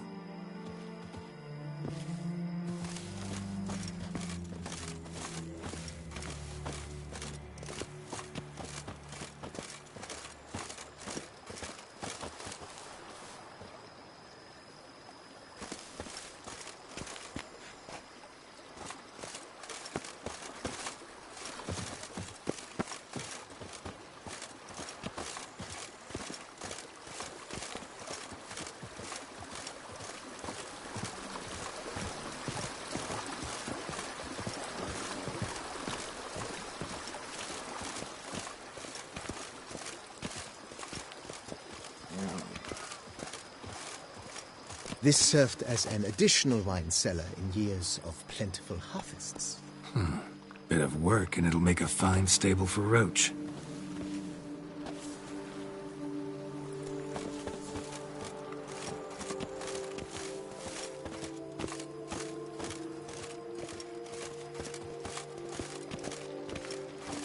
The cellars, voila. During Monsieur Bolis's time, wine was kept here, but Baron Rossel used it to store olive oil as well. I took the liberty of cleaning up the mess, which I made while fighting the Bruxa. Thanks, Barnabas Basil. Appreciate it.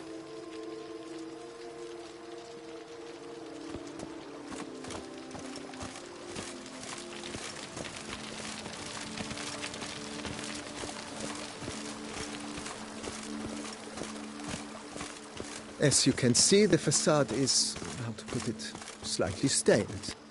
But one cannot deny it, a certain subtle southern charm. True, though it could use a bit of subtle paint.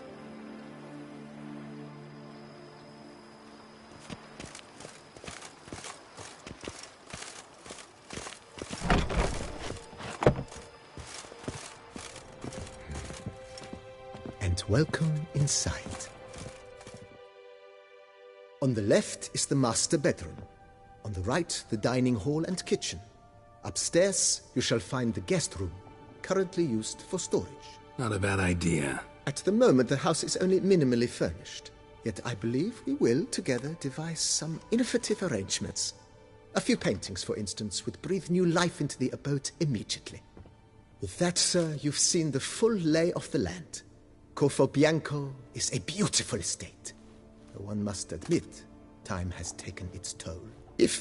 Forgive me for being forward, but if you were to choose to invest a small sum towards its beautification, consider me at your service on the matter. Think I'll take you up on that. Be sure to come and see you if I decide to do any remodeling.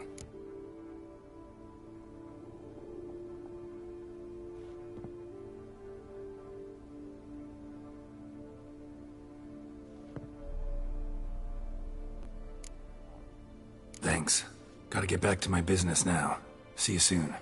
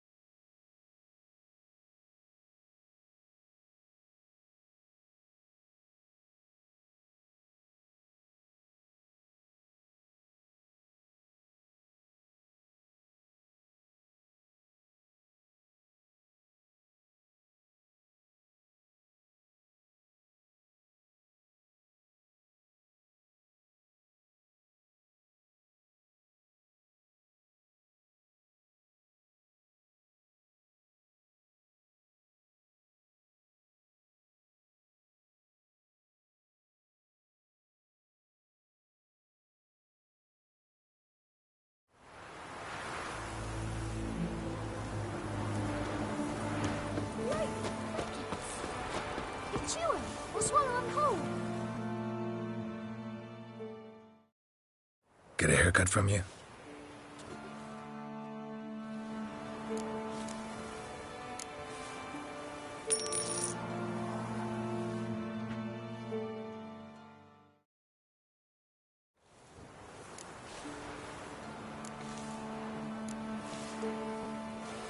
So long.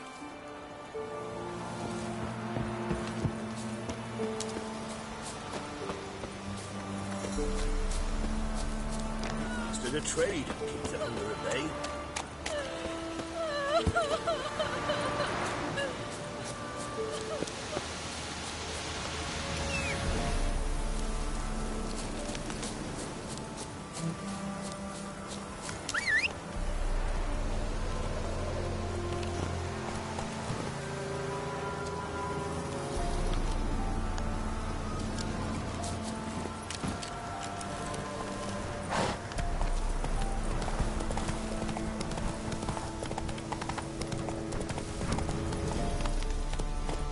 Necrophages. Great.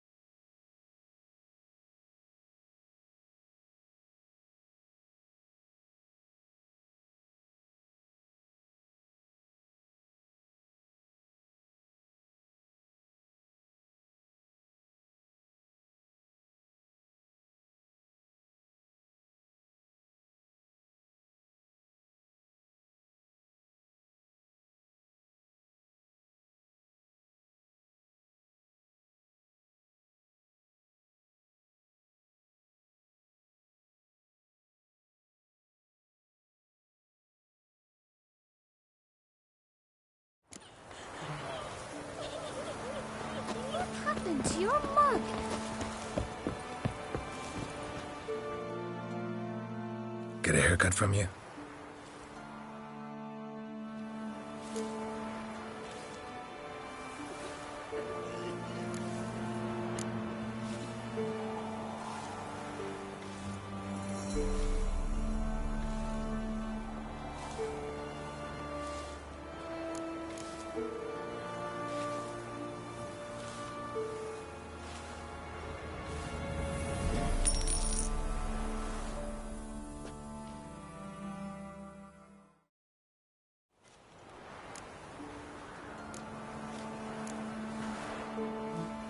So long.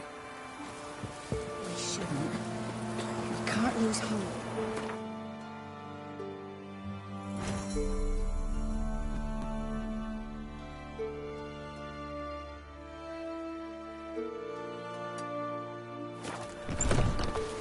Like crickets.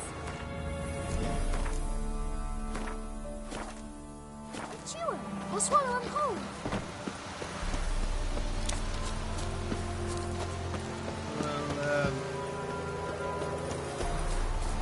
You filthy ditch digger! You robbed me dry!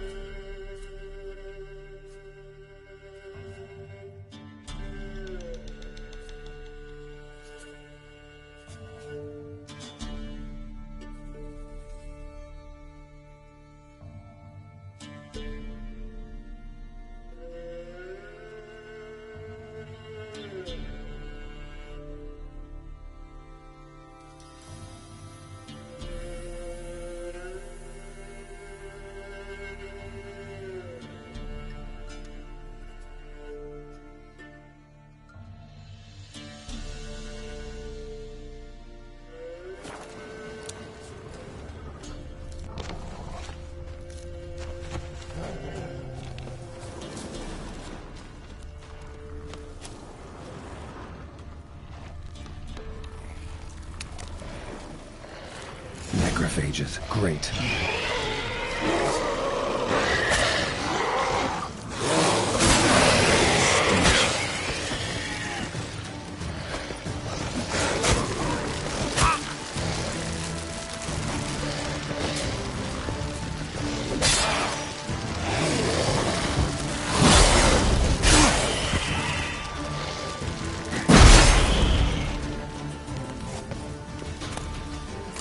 Not a living soul in sight. Something evil's been here. Necrophages appeared after.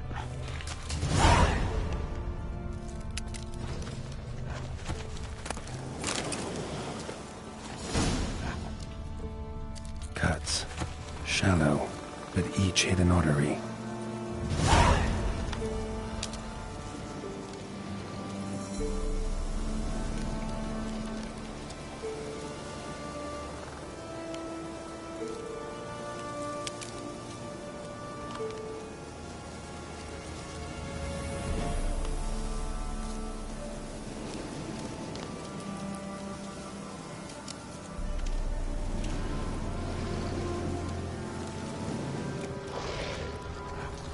Damn it.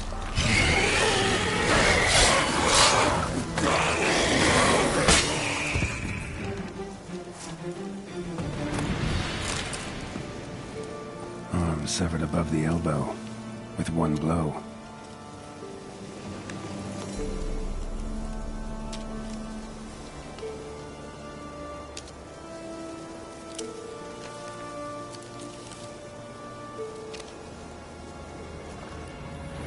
Pitchfork. Dangerous weapon at close quarters.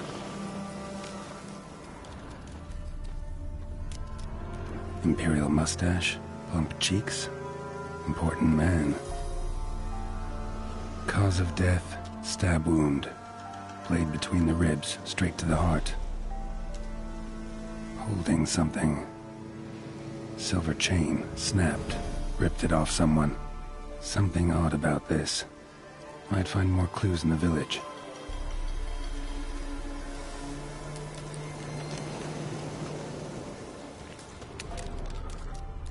Blood. Mixed with something. That smell. Bolt. Snapped in half. Earthball. And wolfsbane.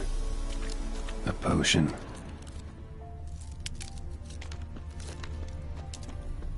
Necrophages tore the body apart. Can't say what killed him, though.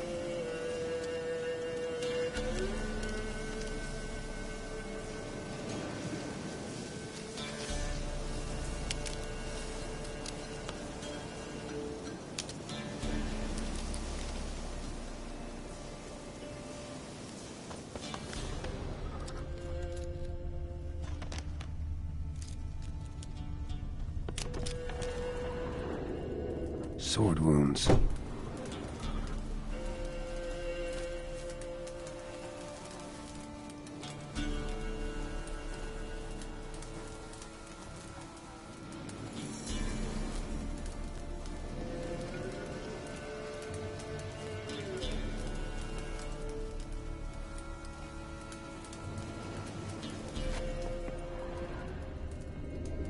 Fire still burning. This happened recently.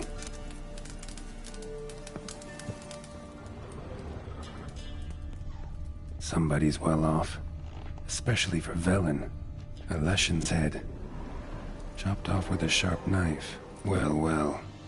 Somebody beat me to it.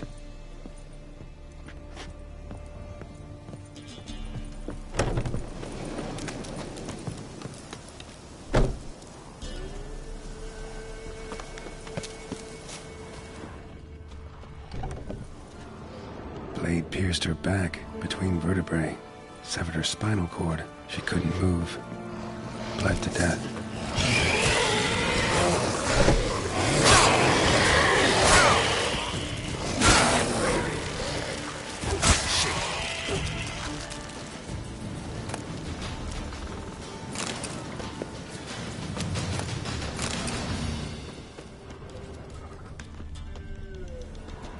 Gut sliced open. Probably died defending its owner.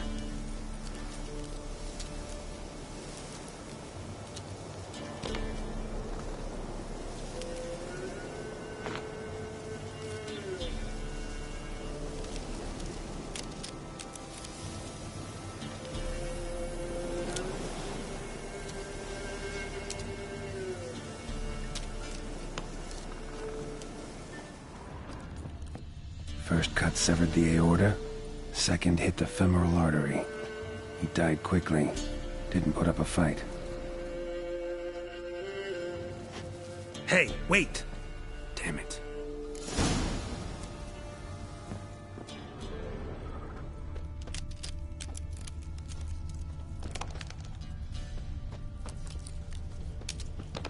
A doll. And a child's footprints.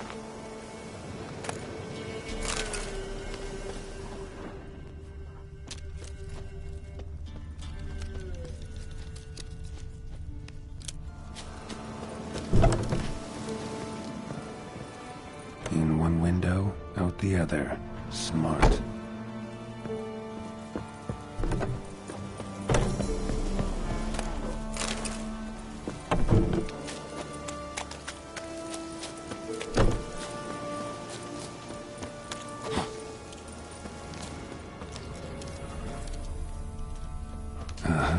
Gotcha.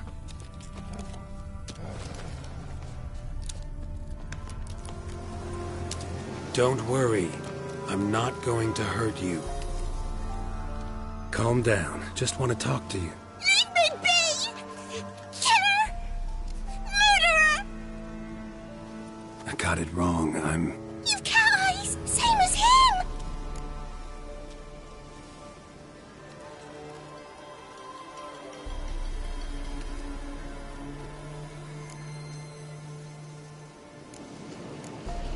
That's because I'm a witcher. I kill monsters. Said the same, That'un! And you see what he done? Did he have 2 swords on his back? Not telling you nothing! Go away!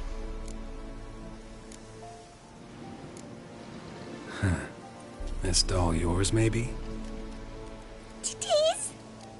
He got a name? Master Freckleface. Pretty. Give him to me. Please.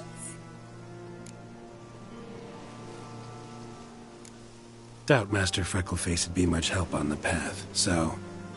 here. Now, think you could tell me what happened here? I need to know. All woods.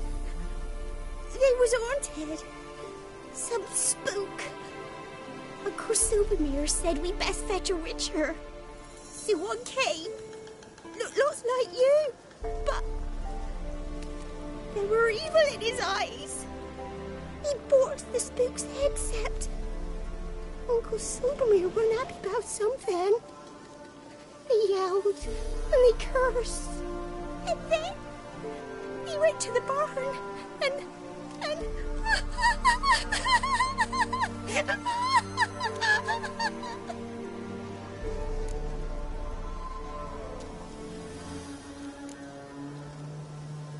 Shh. Think I know the rest. he let me go. I don't know why. And then he went that way, towards the circle where we leave gifts for the gods. I hid in the barn. Found this lying in the hay. School of the Cat. Thanks. You've been a big help. What'll you do? Got any family around here? Me auntie lives in Orton. I'll take you to her. But first I gotta see to this bad man. Stay put and keep quiet. Understood? Sit tight, kid.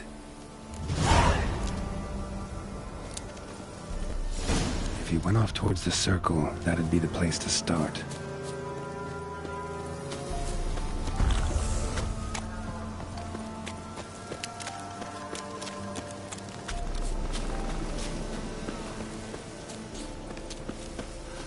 The stone circle. Need to look around. Palm print. In blood. Had his hand on his wound. Slipped and leaned on his hand to catch his balance.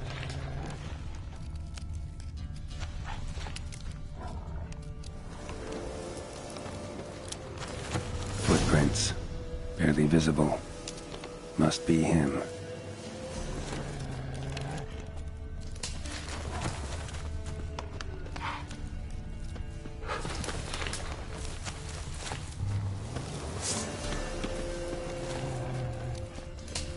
Blood. Still fresh. He's close.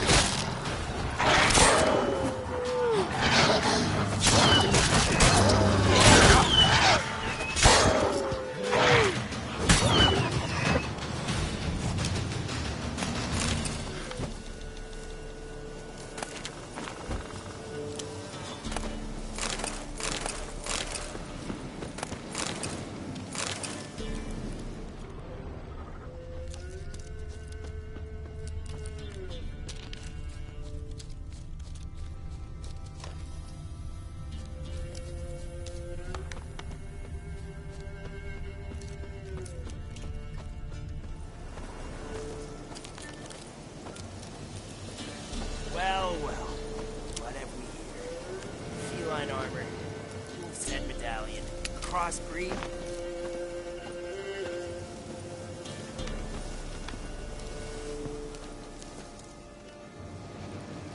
You lost something. Come all that way to give me my medallion? Thanks. Craft Solidarity's alive and well. But our craft's reputation is on its last legs. Folk won't easily forget that massacre. Occupational hazard. Could have happened to any one of us. Well, what are you still doing here?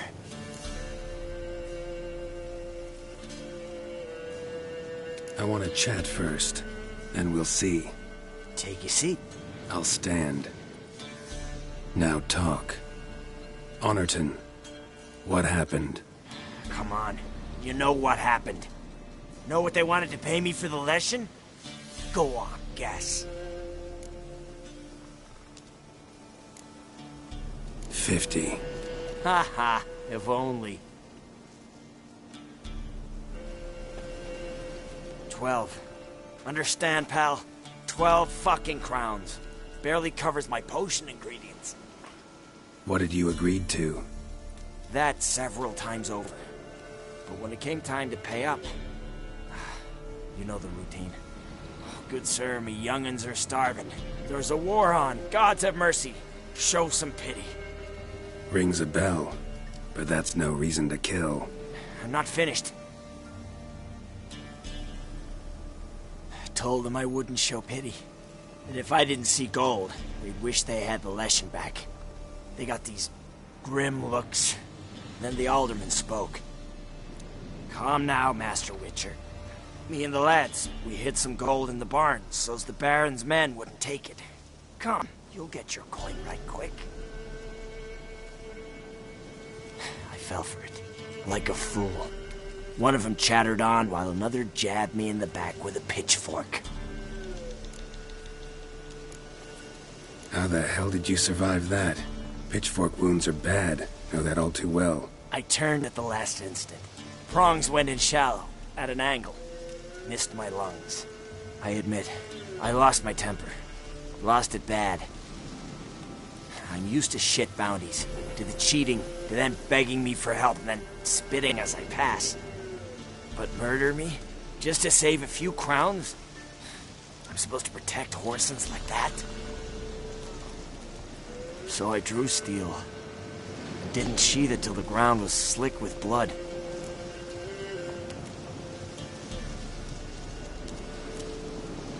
The girl. Why'd you spare her? 'Cause... it doesn't matter. Wouldn't have asked if it didn't. Talk. Reminded me of my sister. How I remember her from... just before they took me away to the School of the Cat. How is she now? Died about 10 years ago. Of old age. Well, we've had our little heart-to-heart. Witcher to Witcher. What now?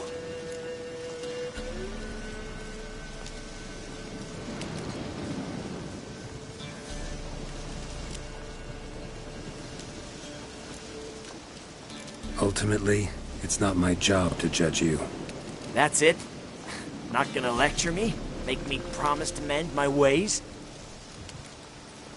They call me the Butcher of Blaviken, for good reason. I know how it is. Sometimes heads just roll. Wait. I'm no cheap prick like those hayseeds. I owe you something.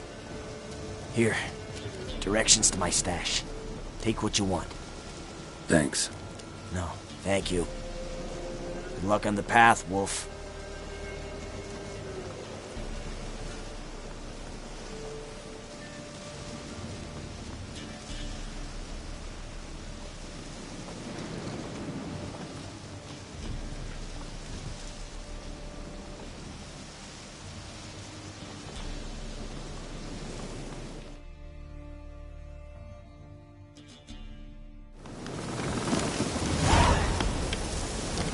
Get back to the kid before something else sniffs her out.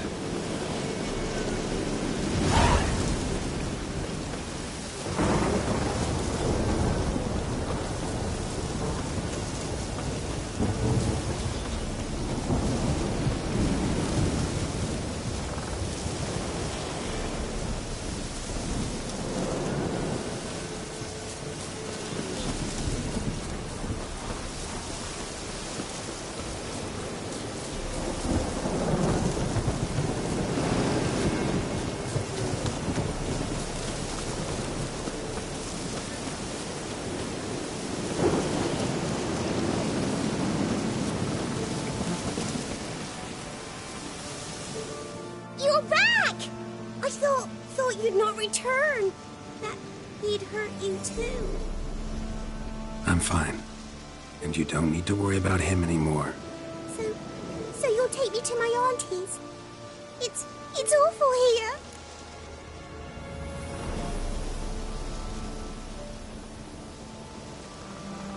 Sure thing. Let's go.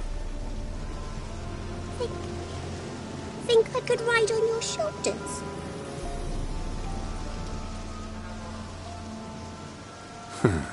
So long as you promise not to pull my hair. I promise. Then hop on up.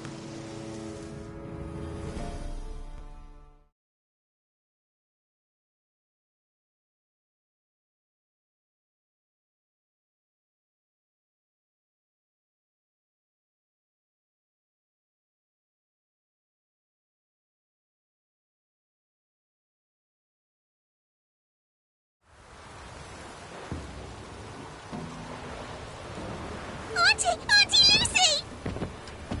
Millie, what are you doing here, you naughty girl? 'Cause back in the village, there's no... I'll explain. You run along and play a bit, all right?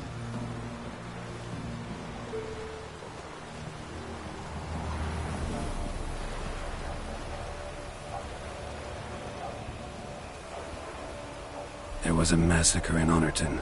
No survivors. Well, except her. The gods, what happened? A bandit attack?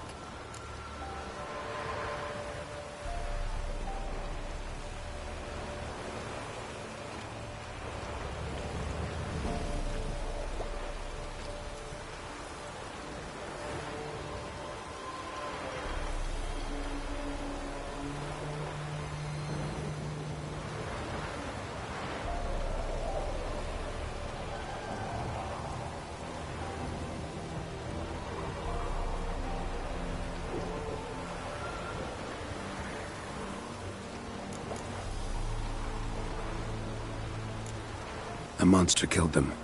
A Leshen. They'd posted a contract, but I arrived too late. 'Twas a lovely village. Good folk lived there, good and true. Oh, 'tis tragic. Tragic indeed. You'll look after her? Truth be told, you'd do better to take her with you. Funny. Used to be folk were afraid we'd take their kids. Used to be folk weren't so in need. Got 4 of me own grandkids. Used to be 6, but we buried 2 last winter. Hard to live off naught but bark soup.